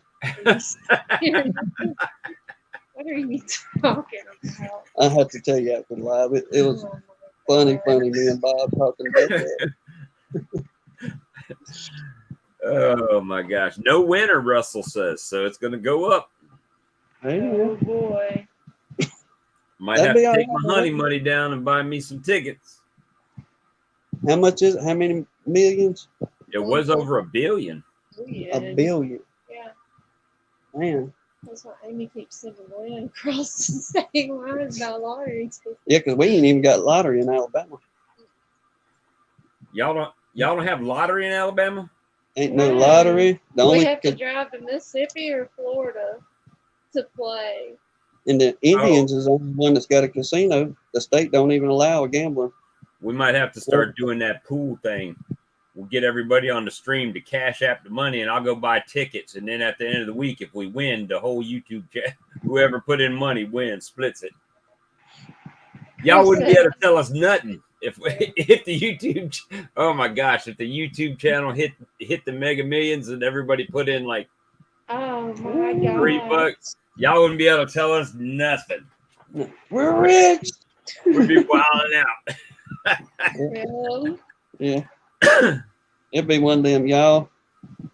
We won't be doing lives for a few weeks, I tell you that, because we will be in the woods, gone somewhere. Designing my dream kitchen with a dishwasher Yeah. in the cabin. Well, see, your house would then become a rental. Be a rental property then. I don't know. I don't think I want to deal with that. No, we just I really don't. Just we sell give it. away what we got. Here you go. Take it. Yeah. Find somebody that needs it. You can have it. I'm gone. We don't go far. We know pretty well where we'd be, but I don't know why I just did that. But yeah, I mean, we would be showing up tucked off in the woods with honeybees everywhere then. Probably hire somebody to do the honeybees on that. Just have some close for us to work until y'all go work the field out there. What is the point in having bees if you're just going to hire somebody to? Well, if you got enough bees, you need somebody to help you work. I know. I don't want to be shut completely out of working bees. I'll have a few little pet hives. Yeah, we have, you know. You can hire somebody to make operations. Yeah, but then you could have a commercial operation and you know, on that 300 acres that you buy with your Powerball winnings or your Mega Millions winnings. Right in the middle of that 300 acres. Just find you a town that's kind of run down and just buy the whole thing. Just walk through. How much you want for your house? I'll pay you cash today, but you got to go. Hey, I know where some places are right now that I would most definitely go by and do just that right there. Some of them old homes right up there by your grandma's house. We might could buy that house I sent you the pictures of the other day. Man, dude, you talk about a fancy house. That house is insane. I don't want nothing like that. Was that the one with the theater? Yep. I just want the driveway. I'll see if I can show the photo on my phone here. I was watching, I think it was Steve's outdoor bees he does. That's the theater in the house, Mark. He froze up. Froze up. Right. That's the pool, the infinity pool. That if you look in the back, it actually has it overlooks the lake. But I love that. When you're driving down the driveway up to a house, and you can't even see the house, it's like they got their own street. Yes, sir. Like I say, old Steve talking about 750 feet of driveway he said he had. I'm thinking to myself, that's all right there. I could deal with that. That's the but you know, that fellow, I went into that guy's house. He had 4 Mexican ladies that were cleaning his house up. I mean, mopping, just like it was. You go in there in the bedroom, smell fresh, like when you go into a hotel room, how they just, everything's fresh washed and everything. Mm-hmm. I was like, man, this is pretty impressive. You got them on the payroll. None of them spoke a lick of English either. Because I ran into them as they were coming out and I was going around. But they let me see, cold frames had hive beetle larvae and wax moths already came in, added bees, frames, string. The but yeah, that house was pretty impressive. But you know, he worked for it. He got his own company, software company. So good on him. Hey, it seemed like you're doing all right. Grammy, those bees, those frames you put in, did they still have potential hive beetle larvae, anything on them you know of? That'd be my own worries, them little bitty jokers that you can't see yet. So I always put them in the freezer and then pull them back out like a day or two later.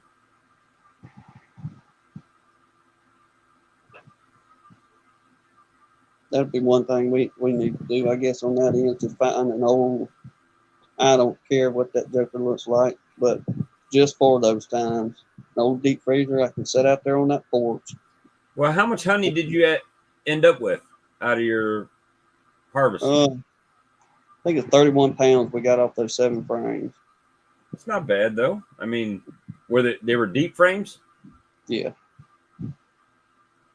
730. That's like six pounds a piece, right? Don't give 7 me frames, 35 divided by 6, 5.83 pounds a frame on average. Ain't bad. No, sir. I'm glad we got on in there and got them, because I believe if it had been another, I don't know, 3 or 4 days maybe, the way they had them beetles corralled in, that's the only thing that saved us. I pulled them frames up. Instead of them being on top, they had them corralled between the frames and the box. I had one that there was a crack between the bottom board and the bottom of the box, and they were all in the crack. They had them all in the crack between the bottom board and the box. So when I lifted that box off, then I could see them. There's one that we got a plywood bottom on, and you know how that plywood, it'll go to separating over time, the bottom board. Well, I had cut the bad off one time. Well, it's done gotten bad again, and they done just that exact same thing where that gap is, where that plywood is pushed up. You look down on the front of that bottom board on the outside, they got them lined up in that crack down through there. But we hit them hard with the triaz or whatever it was, the throw out, kill the grub stuff in the ground. Vacuumed everybody real good as far as beetles. Then hit them hot and heavy with the peppermint oil and eucalyptus oil. So we're going I need to get some more stuff to make some stands, because I got hives sitting on the ground and I need to get them up off the ground. But hopefully it doesn't confuse them too much by lifting them up. No, it shouldn't. Just a day or two. Then probably about a day they'll have themselves back lined out on it. I'd buy 1,000 acres, no driveway. If I wanted to talk to y'all, I'd fly my new helicopter out to bring you in. That's yes. a plan. It won't. Okay, cool. So, but yeah, it was nice this morning. I was making a comment when I started selling honey. I was like, wow, it's pretty cool out there. It was humid, but it was kind of cool still. And then, man, it just spiked up to 95 and hot. And then out of nowhere, a storm just came in. It got real dark outside and just started pouring for about an hour and a half. I think elevation is easy. It done that yesterday here. We wasn't expecting no rain, to be honest with you. And it started sprinkling for about 15 minutes. And I was like, this ain't even hardly knocking the dirt down. Right. And buddy, about, I don't know, it wasn't too long after that, we got us a good shower for a minute. I think I checked the gauge and got a little over an inch of rain. But when I walked outside after the storm had passed yesterday evening, man, it was like springtime out there. It felt so good. Right. But once again this morning, now all that was erased. I think I sold, I don't know, today I think I sold about $80 worth of honey, $90 worth of honey, something like that. All right, Chris, have a good one, buddy. Yes. Take care. But that was just Well, people just stopping in, you know. well, plus you said you sold a nuke too, didn't And you? I sold a nuke. Yep. So that was, well, I sold a nuke for 200, and then he said, "How much is your honey?" I said, $10 a pound. He said, "I'll take a pound." So I went and grabbed him one of them. So 210 on that. So now the thing is, the thing that worries me about that nuke, it's not the nuke. The nuke is fine. But the beekeepers are first year beekeepers. And now they're taking a nuke. I know what they're going to do. They're going to carry it home and they're going to drop it right in a 10-frame box, right? And if they don't absolutely feed the heck out of that thing, it's going to be too much space, and they might lose it out again. So don't know. Yeah, keep them good and tight in that box right now. But let me tell you about this nuke. So this nuke was a nuke that when I got the last nukes and they were building up and nobody had bought them, I did a few like walk away splits, right? Just made splits and let them make a queen. That was one of them. So that was like a bonus nuke. Yep, I told. Well, see, here's the problem. So yeah, they can feed that nuke, but the other colony I assume it's right next to it, right? Because they only have two. The other one is a triple deep. So if you feed the little one, the big one's just gonna rob it out, right? So yeah, what y'all doing? How far away are they from you? He says like a 5-minute drive from my house. So I imagine he's dealing with the same conditions you're dealing with right now, seeing the way you're having to feed. You know the dirt is on. 5 minutes, maybe 5 minutes by the car, may be close enough where my bees can actually fly to his place too. Mm-hmm.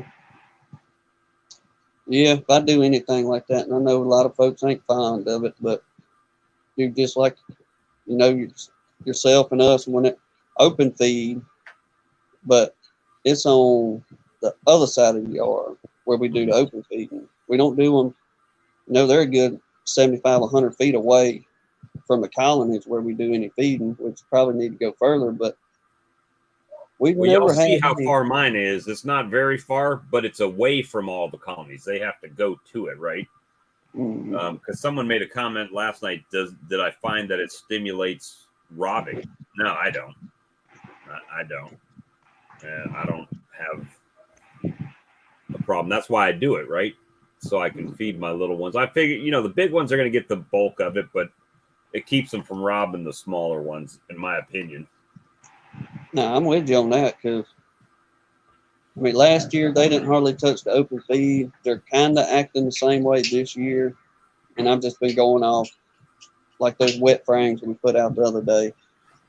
There was bees on it, but it wasn't the full blown. We gonna get in here and get what we can to get out. I've got 2 buckets of feed left. That's what I've got before I have to buy sugar or go back to Charlotte. So,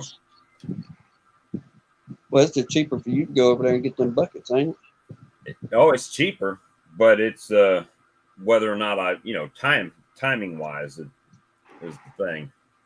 So if I go next Saturday or this Saturday coming to get feed, I might have to, but I'm not feeding them that much. I'm only feeding them every few days. I'll put some out because I'm not trying to get them to really store that until I get the rest of the supers off. Once I get the rest of the supers off, then I'm going to pack it to them. But right now I'm just trying to give them something to do. Very low sugar content in it. And, you know, and give them some forage. Well, maybe since Ziggy, I know he's up in the North Country up there, but maybe we ain't too far behind on fall flow. Are you seeing goldenrod down there with y'all yet? It's everywhere. I mean, it's up and getting it. The only thing is just it ain't blooming yet. But there's Yeah, mine ain't plenty of blooming yet either. So I'm probably a couple weeks behind y'all whenever yours blooms. now there's buku. I don't know what they are, but along the road, I mean it kind of looks like a clover does in the spring. But there's a little bitty yellow flower. I don't know if it's a jewelweed or something, but that stuff is everywhere on the highways up here, just blooming like crazy. Yeah, Michael Well, says the same thing. His goldenrod is up and not blooming yet. So that's what we're waiting on. A little bit of goldenrod flow. Yeah, but old Jim said he got a full bloom. So Just trying to y'all let kind of, that. I was gonna say y'all kind of keep us. Let us know maybe in the next chat or two, something like that, how it is where you're at. That way, maybe we can start picking up on down here if it's going to be a little earlier season or if it's going to lag into maybe a little bit later season. I don't know, but the way it's looking, like I say, it's everywhere. I just wish this heat would break, man. If it would just 95 days or 95 degrees plus days are getting old. What's Yes, supposed to be this week? 98, 96, 95, 94, 94, and then 95 next Saturday. So that prayer is not going to be answered. And then Sunday 95, Monday 96, and Tuesday 95. So the next 10 days is going to be straight in the 90s around here. you'll be a few degrees cooler. I think we're supposed to hit the triple digits for a couple of days and back on down to the high 90s. The bees ain't going to be happy. No, ain't nobody going to be happy out there in that mess. Good Nope. grief. Me neither. Me neither. We had a chimney repair. Was supposed to start on this week, and talked to the gentleman today, and we had to switch it until next week, not this coming week, but next week. But in a way, I was like, I'll go with yes, sir. We can do that because I sort of 95, 98, and all that's bad enough to deal with. Which I mean, if you're working outside, you know, but you start getting in them triple digits and that humidity stacked on top of that. Mm-hmm. No, I don't want to be in it. Well, we all know heat down here, right? If the thermometer says 98, you're in triple digits already. It feels like way hotter than that, right? Oh yeah. And I actually have to get up on my roof and fix some things. So get out there when that sun's coming up. You'll hate doing it, but you'll be glad come about 10 o'clock. Yeah, it gets brutal. Maybe so. Sorry. We'll get a little cooler weather too. I can't fuss much about the cold weather anymore. Used to, I did, but I don't welcome it, but I don't fuss about it nowhere near like I used to. Ed's saying 90 plus all week where he's at. Yeah. Yes, sir. It's gonna be a tough one this week. Yeah, like Hannah said, we're pushing them 90s until October. Yeah. Before we see any kind of 80s, it'll be October at least. But then it's still hot. Where are you getting your freeze dried products from there, Brian? I wonder if they got I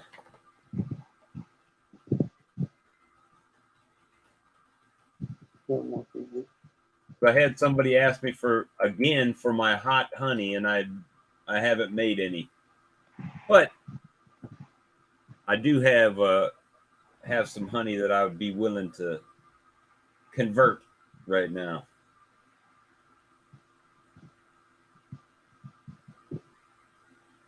You know, Michael Tangway talking about 70 all week. Ziggy, I don't know what the 25 Celsius is, but that's pretty warm, I reckon, up there. No, it's in the 70s, I think. Oh, well, hey, that's, Rope hands. yeah, that's dream weather right there now. Man, that's open Christmas the weather. windows up. That's Christmas in July. Yeah, you're right. Yeah. No, I can remember plenty of Christmases. It was well above 80 degrees Christmas Day. No trouble. Oh, hey, those were great years. You got a bicycle for Christmas that year. You could go out, hit the streets. And not freeze to death. No, but it's just either way, we got to take it. We living in it, so it's either knuckle up or The honey laws from the Department of Agriculture, South Carolina Department of Agriculture. Oh, crap. I'm glad you asked me that because it just reminded me I got to do something else too.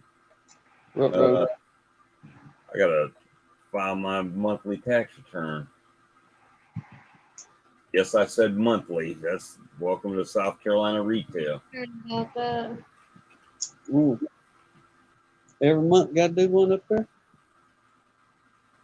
For retail. I don't know about doing retail, but I think down here you can do 3 months, 6 months, or a year, depending on how you want to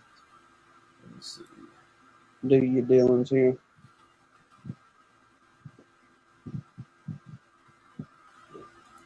All right, I'm trying to find that link for you.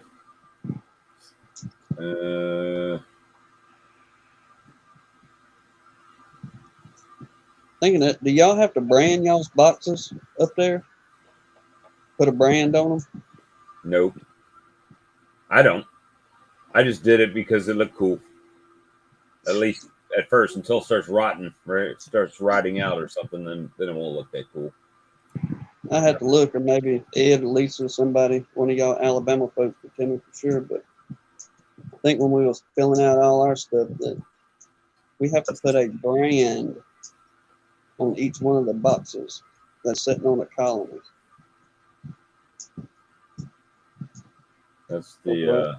I don't know why, but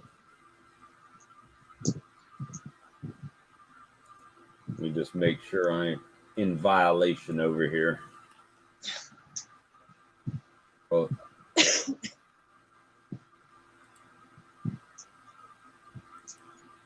Take me 2 seconds. bingo. Yep. Log in. You see eggs. Hmm. I'm growing the red ghost peppers. It had to send me a code. Yeah, I couldn't do them peppers like that. No. As far as I go with them peppers is that pepper jelly. Jalapeno. Action Center. Uh-oh, I have an unread letter. Oh, Larimore. We don't. No, sir, we don't. I got to get us a little, I get logo of sort. I'd love to use our little profile picture that we got. But I think the way I want to do it, I want it to be like in color or like a picture look. And I'm pretty sure if you try to do a label or something like that, it's going to cost you out the tail to have something like that printed versus maybe doing a logo of sorts and kind of keeping it simple to where you could do a black and white or something along those lines. But I got an idea for what I want.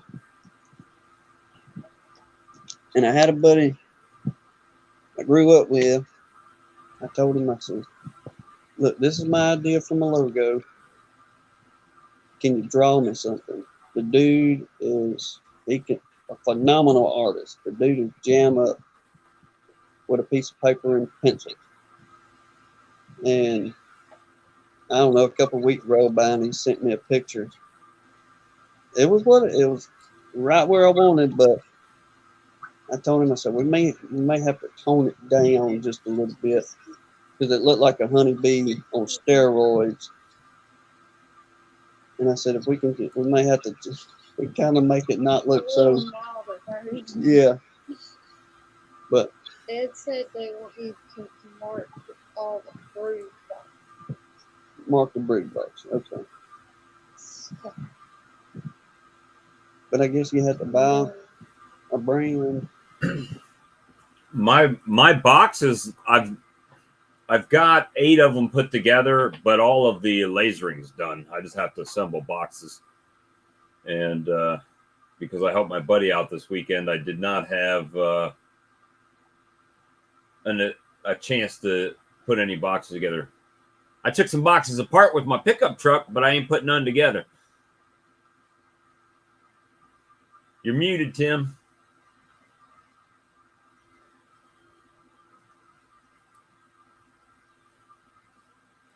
There, I'm up to date with my taxes now. Is it going again? There. Good. Maybe. No. Oh, that thing, that laser's only a 10-watt laser. It's not. That thing doesn't use hardly any. This AC is where all the electric goes. Last month, our electric bill was $758. My heavens. I would have had a heart attack.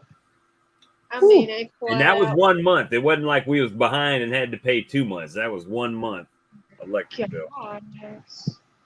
Ooh. Ooh, that's not cool. With a high efficiency heat pump. Sounds like it. But when it's 110 outside, it's not going to get it any cooler than about 90 degrees in your house. You know what I mean? Yeah. So it just keeps running, trying to keep up with it. Let's see. All right. So we're good with that. I'm good with that. Something I hurt the billfold. It's old McNally. How is everybody doing tonight? James. Are you wearing shades because you're hungover from the partying in Manitoba? I'm wearing shades because I'm driving into the sun back home. How was the trip? So far so good. So had a good meal with some friends there last night. Had coffee with some more friends today. So all in all, pretty good. I got some new equipment in the back of the truck. Well, new to me. So I would say a successful trip. Nice.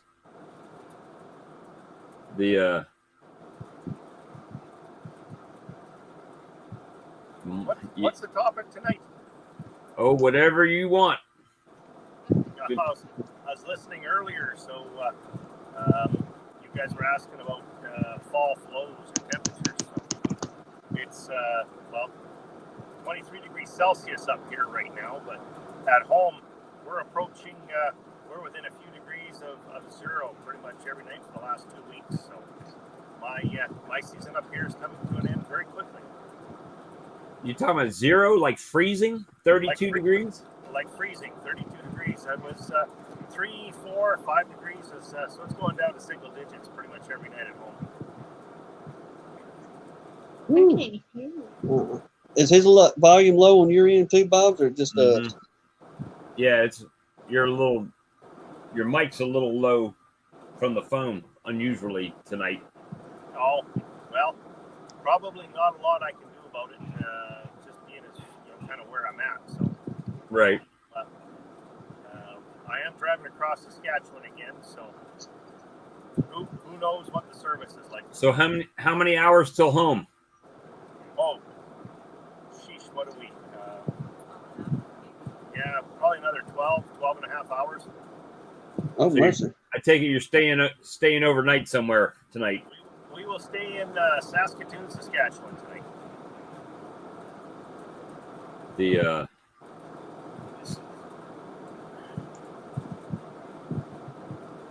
I'm reading the comments. Yeah, my electric bill was quite high. And it's a one-story, not very well insulated house that was built in 1960. So, ask the Canadian about airtight stoves. About airtight, yeah. What about them? Is that well, we were talking about ACs, and he said airtight AC, and then he said airtight stove. So airtight, I don't know anything about airtight AC, and I'm a sheet metal mechanic, but as far up here, what we call an airtight stove is exactly that. It's a wood-burning stove. And most of the time, they would be a reburner, so it'll burn that smoke too. They're very, very efficient, and they put out a lot of heat on for a long period of time with just a little bit of firewood. Oh, nice. I don't think you want to light a fire down there if it's going to be in the 90s. Yeah. Well, I already melt. I had to go through 2 clothes changes today just selling honey. So I did sell a nuke today, James. Oh, well, there you go. So someone that bought 2 nukes earlier in the season, one of them didn't make it. Oh. So they wanted to replace it, but I sold it to them. But then I was thinking maybe it wasn't a good idea, because if they go home and they take that nuke and drop it right in a 10-frame box, and then they get overwhelmed again by beetles or moss, then... Well, that's always a tough one as to what people do with the bees after they leave your property. So I ran into a little bit of that this year as well with one customer. So she bought 2 nukes, took them home, and divided those 2 nukes into 3 boxes. Of course, she only had 2 queens. And then she had mixed all the bees up, so the bees ended up balling the queen because she mixed the 2 boxes together. So she ended up with only 1 queen surviving, and somehow that was my fault. So now, dangerous, slippery slope. I went out with more bees and queens, and I made it right because that's my reputation on the line. But you always have to wonder what do you do there. So after they leave your place, what do you end up doing with them? Right. Keith says we got a big ball of fire in the sky. That's enough down here. So Tim and Hannah, what are your bees doing down there? Well, everybody kind of just, trying not to melt, more or less, but they flying good, bringing in the pollen. I think we got a slow flow of some sort still going on. But my bees today were fanning so hard that when you walk by the colonies, you could literally hear them trying to move the air. So in that heat, do you guys lift your top cover up at all, or do you just kind of leave them as they are? Just leave them alone. Figure they can do it. My thing is, if I open the top, then I feel like I'm introducing more of a chance for even more pests, hive beetles or something to get in there. Another thing, it might be a good idea, but I've never done it. The only, it makes I guess a good case for screen bottom boards down here. But even, the ones that I have screens on, like the Lyson colony, I don't know if it's because it's a screen bottom board or because it's the R value of the hive, right? So that's why I was kind of reluctant putting that little old medium in one bunch, but it seemed to help them out.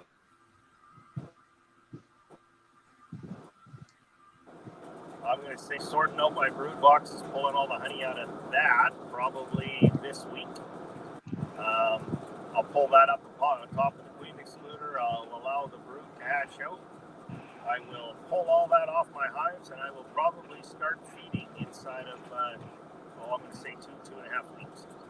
So that'll basically give me till the end of October to pack that bottom box out and get them ready for winter. Did you find any extra deals on equipment while you were picking up your equipment? I have a lead on the final piece of equipment that I need for my line, and yes, it is a Cowan. Oh, extractor? An extractor, yeah. So just hopefully the gentleman will give me a call here, but that'll give me a complete Cowan line. So that might turn out very, very well. Nice. See, I made the bigger extractor yesterday when I helped my buddy out. It made a difference because he only had 25 frames to extract. I was able to extract his whole crop in one spin of the extractor for him. There you go. There you go. So did help him out. If this comes to what do they call it? Permission? No. Fruition? Provision? I forget how you. Fruition. That's it. Good thing I got my wife. But that'll give me 52 frames at a time. I can spin out. So that'll help a whole bunch. Then you won't have to worry about that Maxant 30 framer. Correct. So, How many Nice. you say? 50 frame?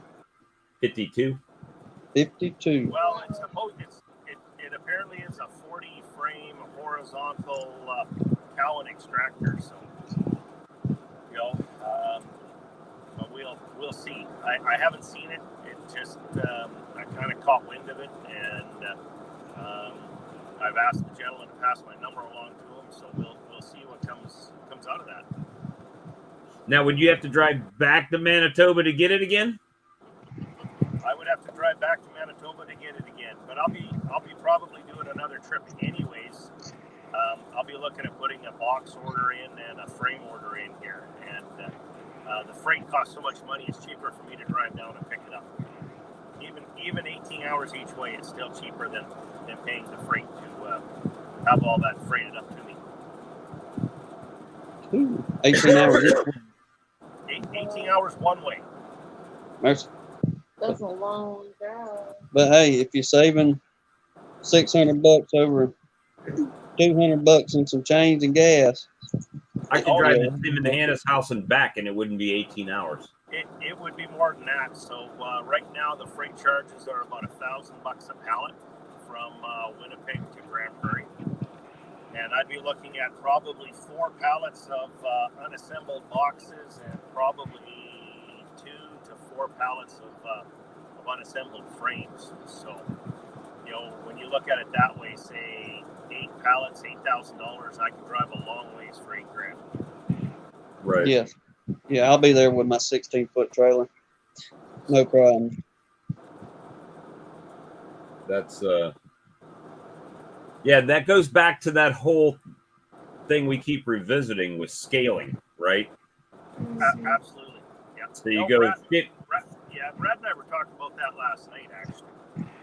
How fortunate, the beekeepers down here are to be within a couple hours driving time of multiple suppliers and multiple fabricators.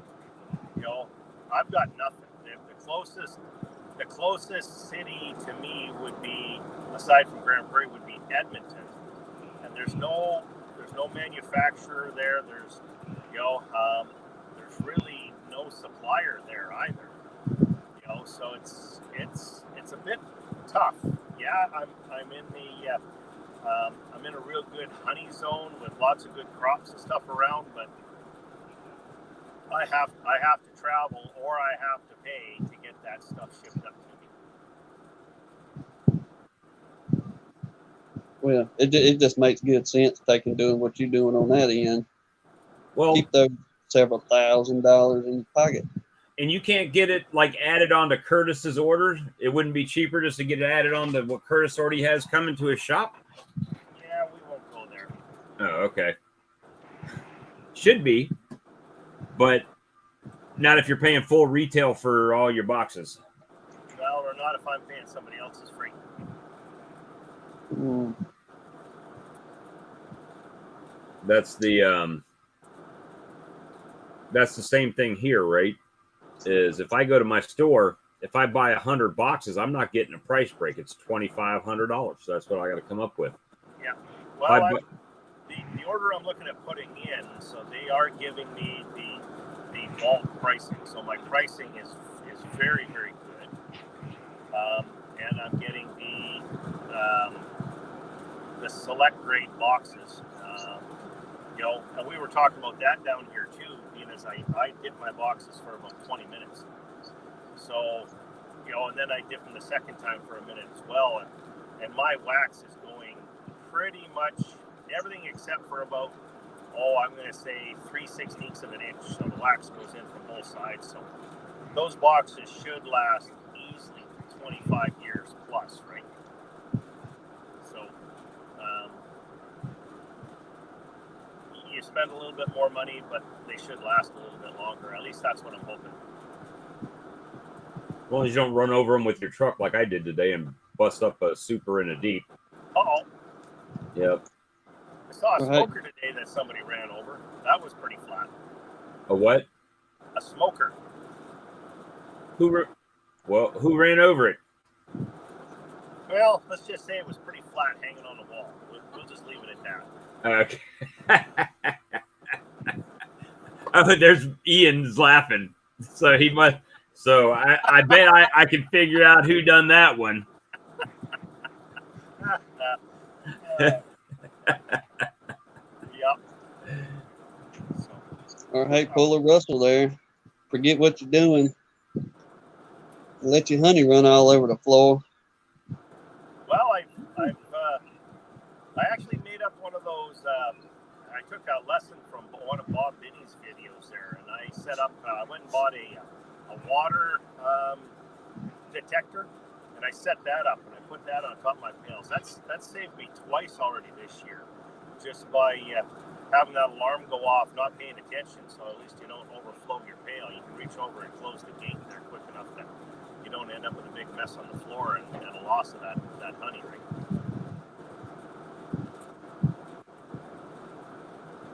Yeah, or do something like I don't know. I know you can get them for chickens and everything else, but like stick a little float in that bad boy somehow to where it floated up so far to shut it off. Well, that's the next thing. So the next thing is I got to get my clarifier done and my float put in there for the honey pump, and that'll take care of that too. Well, you've got a clarifier, right? I've got it all drawn up, and the sheet metal shop or the fabrication shop's ready to build it. I just haven't given them the green light to go ahead yet.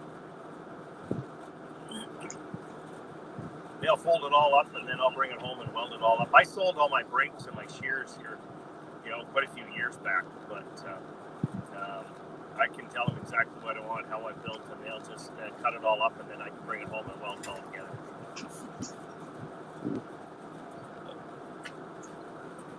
I just did something stupid and I was thinking about it. No, not Bob doing something stupid. That would never happen. James, it sounds like you got your good plan going on there, brother. Well, it's coming. It's coming together. So the trick is to just be patient and think things through, and then when you've got a plan, execute on the plan. Well, I do purchase some things on impulse, but they're not really impulse, right? It's like I kind of get an idea of something that I would like to have or that I want, and then I kind of wait to see if it goes on sale. But I don't just go and buy it necessarily right then. Jasper falling asleep. Yeah. And kind of try to be opportunistic as much as I can. One day I'll have Ian Stepler money and I can just buy whatever I want. Hey, we hit that lottery. I was going to say the trick with running an operation like that is, he might have a big honey crop, but it comes with some big bills. So. Oh yeah. I mean, I think we all do that, right? We all have a tendency of seeing the end result, right? So we all automatically calculate, well, we sold, you made 5,000 pounds of honey. And then it's like, oh, well, that's $50,000. But they don't see the $100,000 you put out in equipment or that 50,000 input, Well, it might be $50,000, but it's only that once you sell your honey, Right. Just because you have the honey, the money's not in the bank yet. Absolutely. No, you got to sell that, make that money back, then start going for profit. But we were talking about that today, and I've been quite fortunate because earlier in the year I knew I wanted an extraction line with the way I'm going and everything like that. But I priced out a lot of new lines, and I just don't have the $60,000 to $100,000 right now to put out for a new extraction line. But being ready as something comes up and presents itself, if you've got that nest egg set aside, then you can pounce on that deal. And I mean, I've been quite fortunate. I've got a Cowan uncapper. I've got a Cowan outfeed table. I've got a line on a Cowan extractor. And really, I think Cowan is kind of the premier extraction line out there. I mean, my uncapper they're not sure exactly when, but it was built somewhere between 1973 and 1975. And that thing is still bulletproof. Yeah, I had to rely on the machine shop to make me a few parts and pieces, but that thing is going to be, pretty much like brand new. When hopefully it'll be in operation this week. But the price that you got on it warranted making repairs on it. Absolutely. So, here what I find is when I see stuff, you'll find an older unit, but it's like they still want near brand new price on it, Well, I always say everything is always for sale, right? But it's, it comes down to the person selling it. Are they actually trying to sell it, or is it for sale if they get, an outrageous price for it? So, what I'm finding is, as long as I'm patient and I keep an eye out and I keep watching, I'm actually putting together, I think it's going to be a pretty good line. Now you need to get a deboxer. Well, I was looking at that today too. That's actually not that hard to build. No, I can't read it. I watched Ian's video the other day with his. That was pretty neat little. Ian's got a comment up there, but I can't read it while I'm driving. It says, teenagers run my Cowan line turnkey. Oh, yeah. So, I mean, that's what I'm trying to, put together. I'm a one-man operation, right?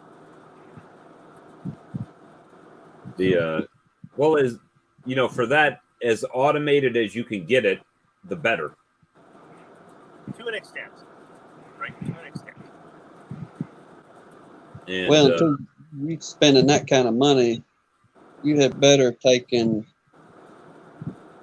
at least get halfway decent quality equipment. You investing that in there, you don't want to turn around in 5 years and drop that again for.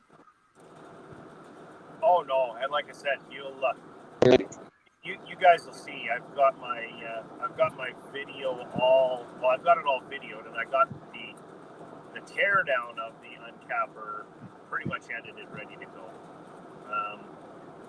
The putting it back together here, that'll be probably the second part of the video. But like I said, it is as good, if not better, than brand new because of the upgrades and a few things like that I'm doing to it as well. So.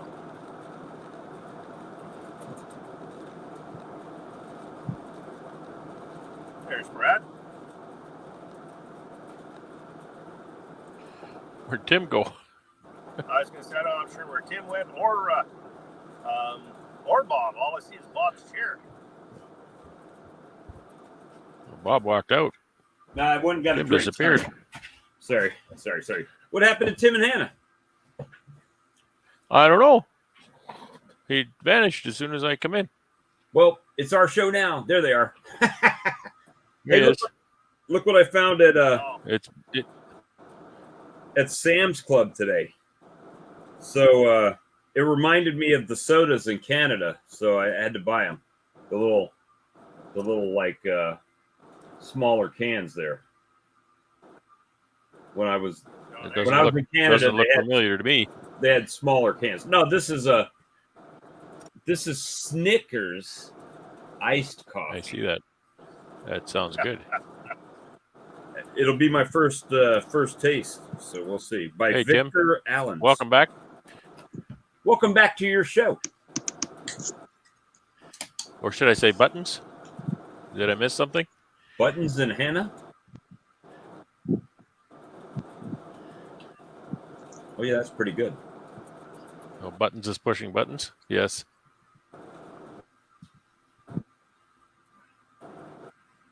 Oh, it's pop in Canada and soda in the States. Yep. Lost him again. And Brad's muted.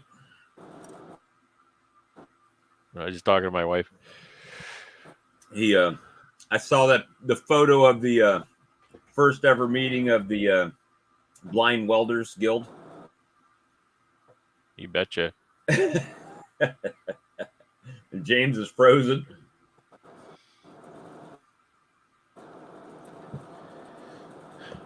And Bob's slamming iced coffees. Woo, let's go. Well, I'm almost Right on. too, Brad. I bet you that would be good with like a little Kahlua or I something. betcha, eh? Bailey's? Little Bailey's in there. Brad Nice. is gray. Yes, I'm gray. I'm just pale. I'm a pale Canadian. We're playing musical entrances and exits here. So I sold a nuke today, Brad. Yeah. So they bought 2 nukes from me early in the year. One of them just went off the rails, and the other one ended up either wax moth or hive beetle or something. They did absconded. So they came and bought another nuke today. And I sold probably $80 worth of honey too out in the yard. Nice. People just Right on. dropping in. So It's a way to do it, man. just a little bit here and there. Didn't have Nickel any and drop dime. ins. Hey, glad you're back Didn't to have your drop ins show. today. Thank. Yeah, welcome back to your show. Have to be the bearer of bad news. It's just not working. This thing, once we for some reason get past that 2-hour mark, it starts messing up. But Why I does guess- it have buttons and Hannah? Because he has earned the name Buttons. Buttons. Because he cannot stop pushing buttons. I think DC started calling him that. Somebody did, and it just stuck.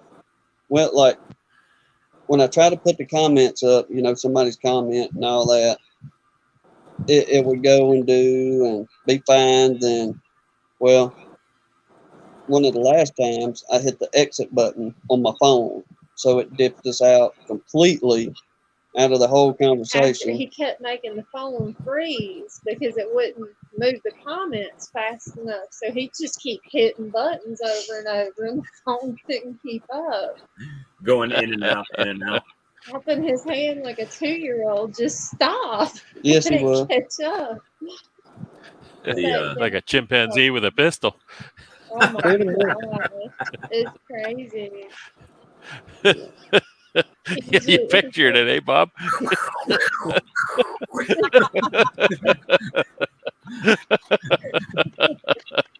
Yeah, I thought whatever, like, Yeah. yeah. Well, But- hey, Yeah. I bet you it's 20 times harder running StreamYard through your phone than it is through the I computer. bet. Yeah. It's Sure. got to be much harder. If we could get some high-speed internet up here, then It I'd would try. help. to run it off the laptop. We done like a, what do you call it, in the studio before you come in. Right. And we made a test run with Johnny. I don't know, it's a month or so ago. It was a disaster. Yeah, the laptop was just, you couldn't hardly hear us or anything like that. So we was like, well, hey, we know we can run it off the phone, so we'll just But work does with your it like cell that. phone work as a mobile hotspot? If Yeah, it that's does, what I'm trying to run it off of. oh, and it wouldn't do it fast enough? No. No, it can't keep up with, I guess, whatever the computer does. I'm going to take a little bit of a break. If anybody's passing through Chamberlain, Saskatchewan, there's a place here called Twisted Sisters. You've got to stop for an ice cream. I'll show you in a couple minutes why. That sounds good. I'm just going to put you on hold here. You know, put us on hold. Be right back with my cone. What time is it? I'm gonna put 9:30. It's 10. Yeah, 9:30 your time, 10:30 my time. We'll let James get back with his ice cream real quick, then we'll probably end it there. But Brad, while I can see you and talk to you, brother, appreciate you coming in and hanging out with us. Oh, my pleasure. Thanks for hosting. We just want to let you know before we head out again one more time before officially ending the show. Because it'll die at least one more time before we I took a sting on the eyelid today, right there. Oh, you poor thing. Feels like someone punched me right there in the eyeball. That woman that got a hold to you, tell us the truth. Bing! Right in the side of the head with the frying pan. But I was working some nukes today, and one got a little bit cranky and tagged me half a dozen times. Well, not too nice. I took that one hot nuke and moved it to a 10 frame deep. They did not like it. They did not like it one bit. So, but they got in there. I suffered through it. Now it's like, see you next spring. hope the mites don't get you. yeah, it's kind of like you're going to go through a lot for them now. yeah. Everybody else is going to be like mite treated and everything. That one maybe not so much. Yeah, we'll let them figure it out on their own. That's awesome. But you know what though? There was no beetles, no moths, no nothing in that colony. I mean, you assume anything that gets close to it, they're just pissed off at it, right? So it's like, yeah, they just kill and destroy. Yeah, that's it. But the thing is that they're growing. I mean, so it's like I could just grow them up and then split them and requeen the nukes out of them next year. Sure. So I don't know. Tolerate them that long, for sure. Well, like I said, I just leave them alone. Let them do. Well, I mean, my buddy down the road, we chirp about quite a bit, Lance. We go and help him with his colonies. And there was one that pretty much the same thing like we was talking about. Y'all, they would cover you. Annihilate you. Like as soon as you crack the lid, they were coming at you. Relentless. They wouldn't play you. He ended up killing them. He just stuck the whole box of bees in the freezer and killed them. He took the whole box of bees. Tim told him to re-queen them. Well, he called the next day, and Tim was like, you crushed the queen? He said, no.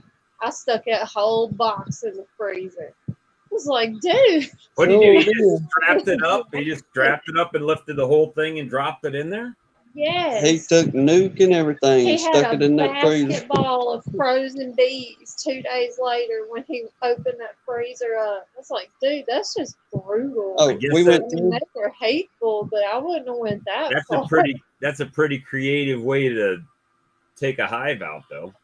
Oh my Oh, god. it'll work now. It will I work. mean, coming from him, it didn't surprise me. I was like, that was just a really drastic first He's my step. kind of people because he would have been like, "Hey, Bob, you got another nuke I can get?" Yeah. This is It this is was only a 2 scoop. Only $3,700 Canadian. No, actually, oh, wow. that's the best part. That's a heck of an ice cream cone. There you go. Priced. Strawberry or cherry? Black cherry. Black cherry. You lost me. Yeah. Mm-mm-mm. I'll stick to the peach. What did the wife get? Hold on, that looks like Rocky Road. Chocolate and caramel. That's all I know. There you go. Yeah. Yes, ma'am. That's about like there's a little country place. If you pulled up to this place, you would never think these people sell ice cream and No. fresh milk, You pull up to the barn behind their house. and they do good business. But, buddy, you talk about some of the best ice cream you have ever eaten in your life. I mean, they have their own dairy farm. So they make their own ice cream from the cow's milk. But Mhm. my gosh. They do that there too? They got their own cows and everything? Oh, yeah, everything that comes Like from right they out the butcher 'em backyard. and sell beef and everything. You get milk, you get butter, fresh Cream. butter, cream, Oh my word. all kind of different ice creams. All I can say is, if you're ever in Chamberlain, Saskatchewan, I can't go. You can't go through It's without stopping at probably the only building in Chamberlain, Saskatchewan. I've been to Chamberlain, Saskatchewan. Yes, it is about the only building It's not very in big. Chamberlain. There's another Thank building, but it's the house the guy who owns the ice cream store lives in.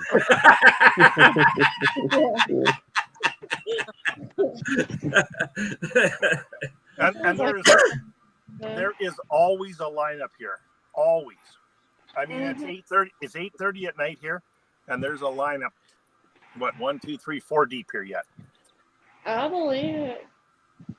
That's how it is when you can find. Well, they have to drive 16 hours to the next closest ice cream shop, so there's going to be one there. They probably have a sign Bob's been to outside. Saskatchewan. They probably have a sign, where they have the directional arrows. Nearest ice cream shop, 245 miles that way, 357 that way. So, Bob, Hey, you've been to Saskatchewan then? I'm just going off a rumor. I've only been Throw your nice chest in the truck, take it to the house. I've only been to Roseneath in Ontario. Oh, I don't know what that is. Well, my cousin lives there on Rice Lake, at the Indian Reserve. Oh, I'm sorry, First Nation Reserve.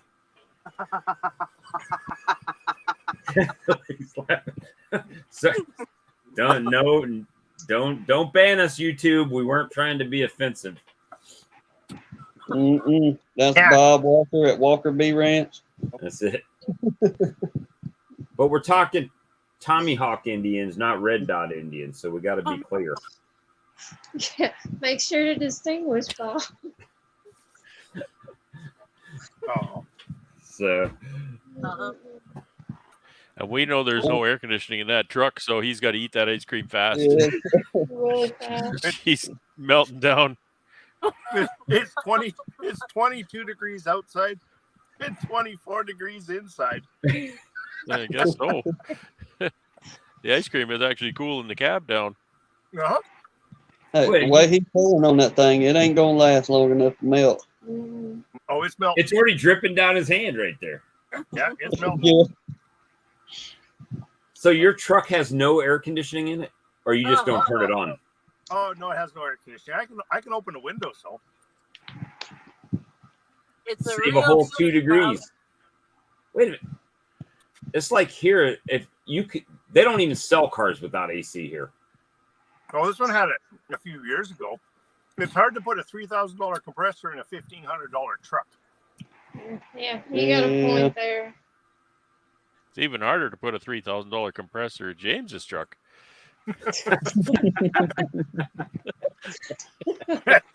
But that's probably because it's got something to do with an Irishman and a cheap Irishman at that. Maybe his B truck will have air conditioning. Oh, my B truck has air conditioning. That'd have been the truck I'd have been rolling in. Well, Yeah. I bet you Brad would have been, there's no way in hell I'm riding in the truck from that 18 hours with no AC. Brad jumps in my truck last time I was down there. We're going to Winnipeg. We're about 15 minutes down the road, and I look at him. I says, "Oh, by the way, I have no air conditioning." I'm not sure if it was the hottest day of the summer. It was the hottest day of the summer, and we had about a 2.5-hour round trip to make. And I'm thinking, oh my God. Oh, that's another surprise. I wasn't sure if he was going to jump out or choke the living daylights out of me. I'm a pale, fat guy. I don't get along well with trucks and no air conditioning on a hot day. And they don't even put them old vents on the truck better anymore. on the way home, though, or your shorts fit better on the way home after being in that truck. Because if it's like mine, I lose 20 pounds when I'm outside working, just in water weight in my shirt. Yeah. Nearly had a medical emergency.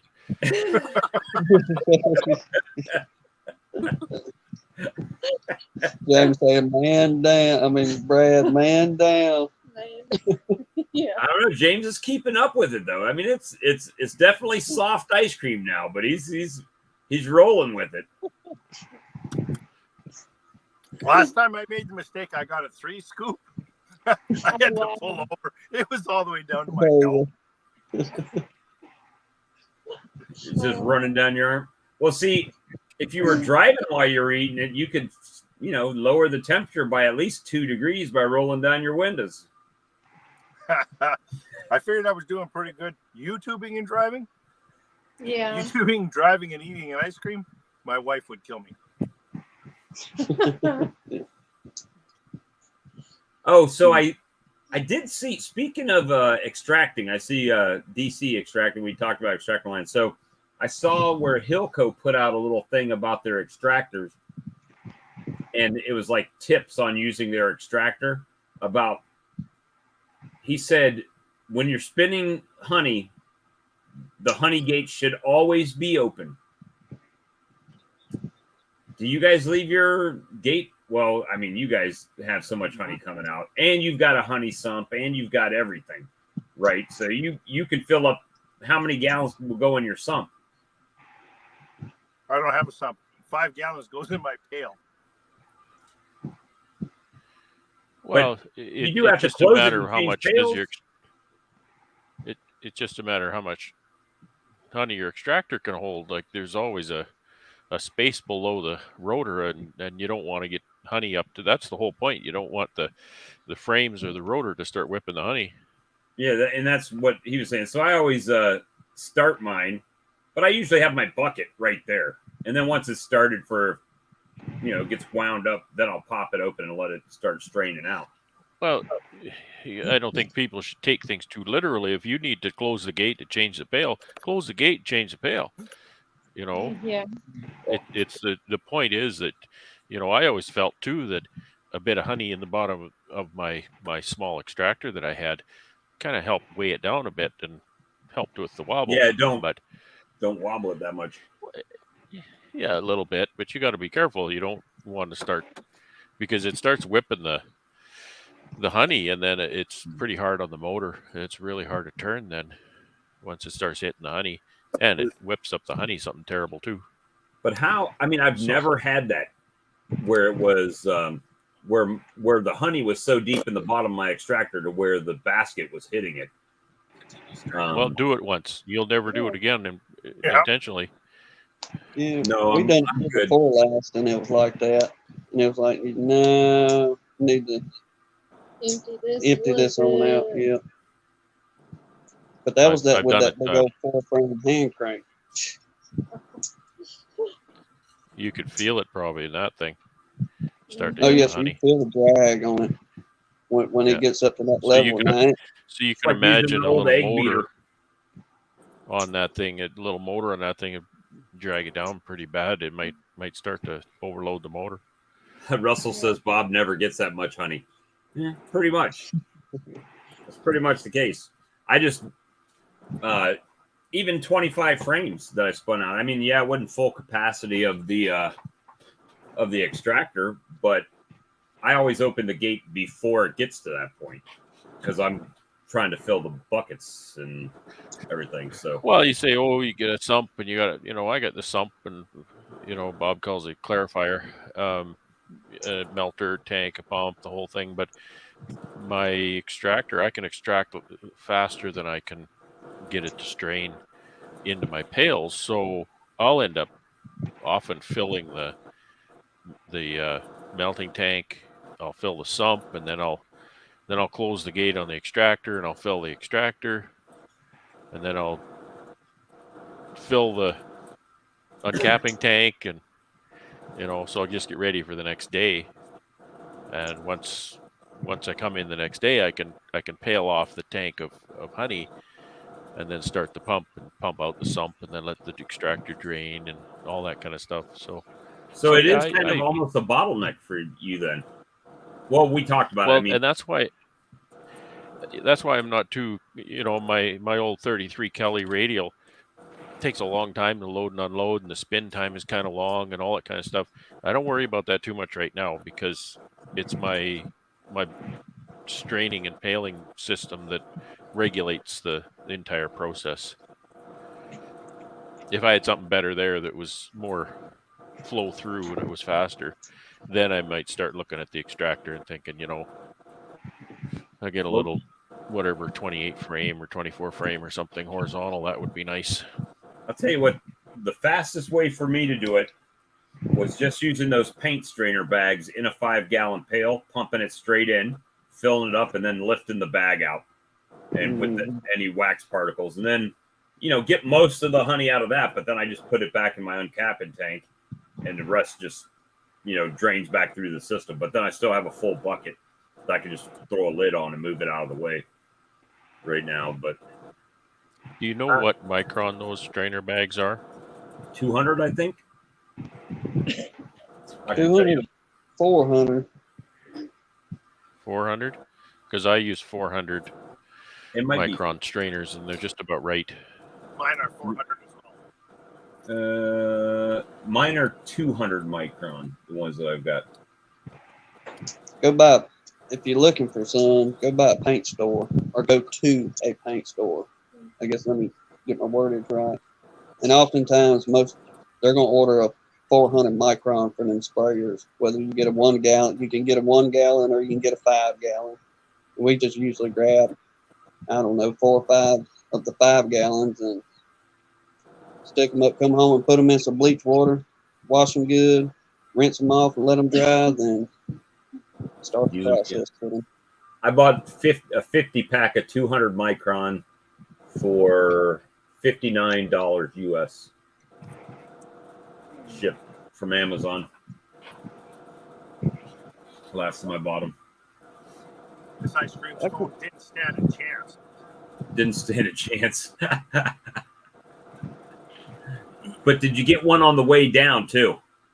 No, I didn't get one. He on the did. Way down. He got something. They were close. That's fancy.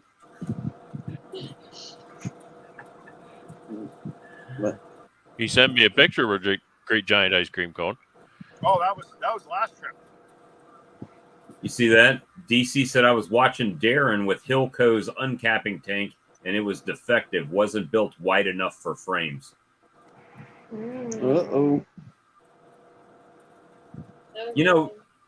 Somebody didn't measure twice. Gus Mitchell said something about he bought I think it was a bottling tank, and when he got it, it was all dented up and everything. And he didn't speak very highly of that one. But I don't know. Everybody that's gotten the extractors that I've seen has liked them. But it's probably like everything else, probably China, everything. I mean, I don't know what happened between the company and there, but you can guarantee most of it is folks just flinging stuff around when they're shipping, chunk it in the truck, kick it down the aisle, whatever the case may be, instead of picking stuff up and actually moving it. That's probably where I say half the damage of things like that come from. Said something about coming off the line that way, and that happens. And some of them come off the line that way, and that just happened. That's a QC issue there, then. Yeah. Yeah, seems like you want to remedy that. That's just a waste of material and money. How do you buy an uncapping tank that the thing you're uncapping, the frames don't fit in it? Wonder if you can get a capping tank stretcher, like a board stretcher. Oh, Hilco didn't tell the customers, huh? Huh. But that goes back to design. Like, that's not just a oopsie on the line. That's Yeah. Right, somebody you figure in all the of them came out like that. CAD department who can't do math or something, you know? One job to do and screw it up, Jim says. Yep, that's Well, I mean, you're running off a blueprint as it is, programming it in that computer. I reckon you are. I mean, that's how we would build houses. You give me a blueprint first, then we'll start doing the building.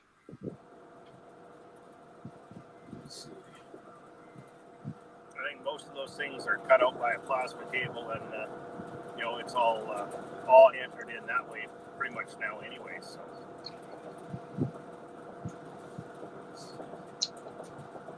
Well, gentlemen, we gonna skin it for the evening, I believe, y'all. getting out of here. Yes, sir. All right. Appreciate y'all Alrighty. coming on. Enjoy James and his ice cream. It's gone now. yeah, Yes. Now he's going to have a carb nap. well, not for about another 170 kilometers. Y'all be safe on the way home, brother, and Lord willing, we'll see y'all on, Bob and them live Tuesday. Excellent. Have a good night. Y'all too. Y'all Y'all too. take care. I gotta find that link. Hey, take care, everybody. Yes. No. Good night. I'm gonna watch that video. James popped off. Oh, he's in stream audio only. And then there he is. Are we still live? We're not live. Yeah, we're still live. Yeah, I think so. Tim and Hannah didn't unlive us yet. I'm popping in and out of cell phone service. See, I got it.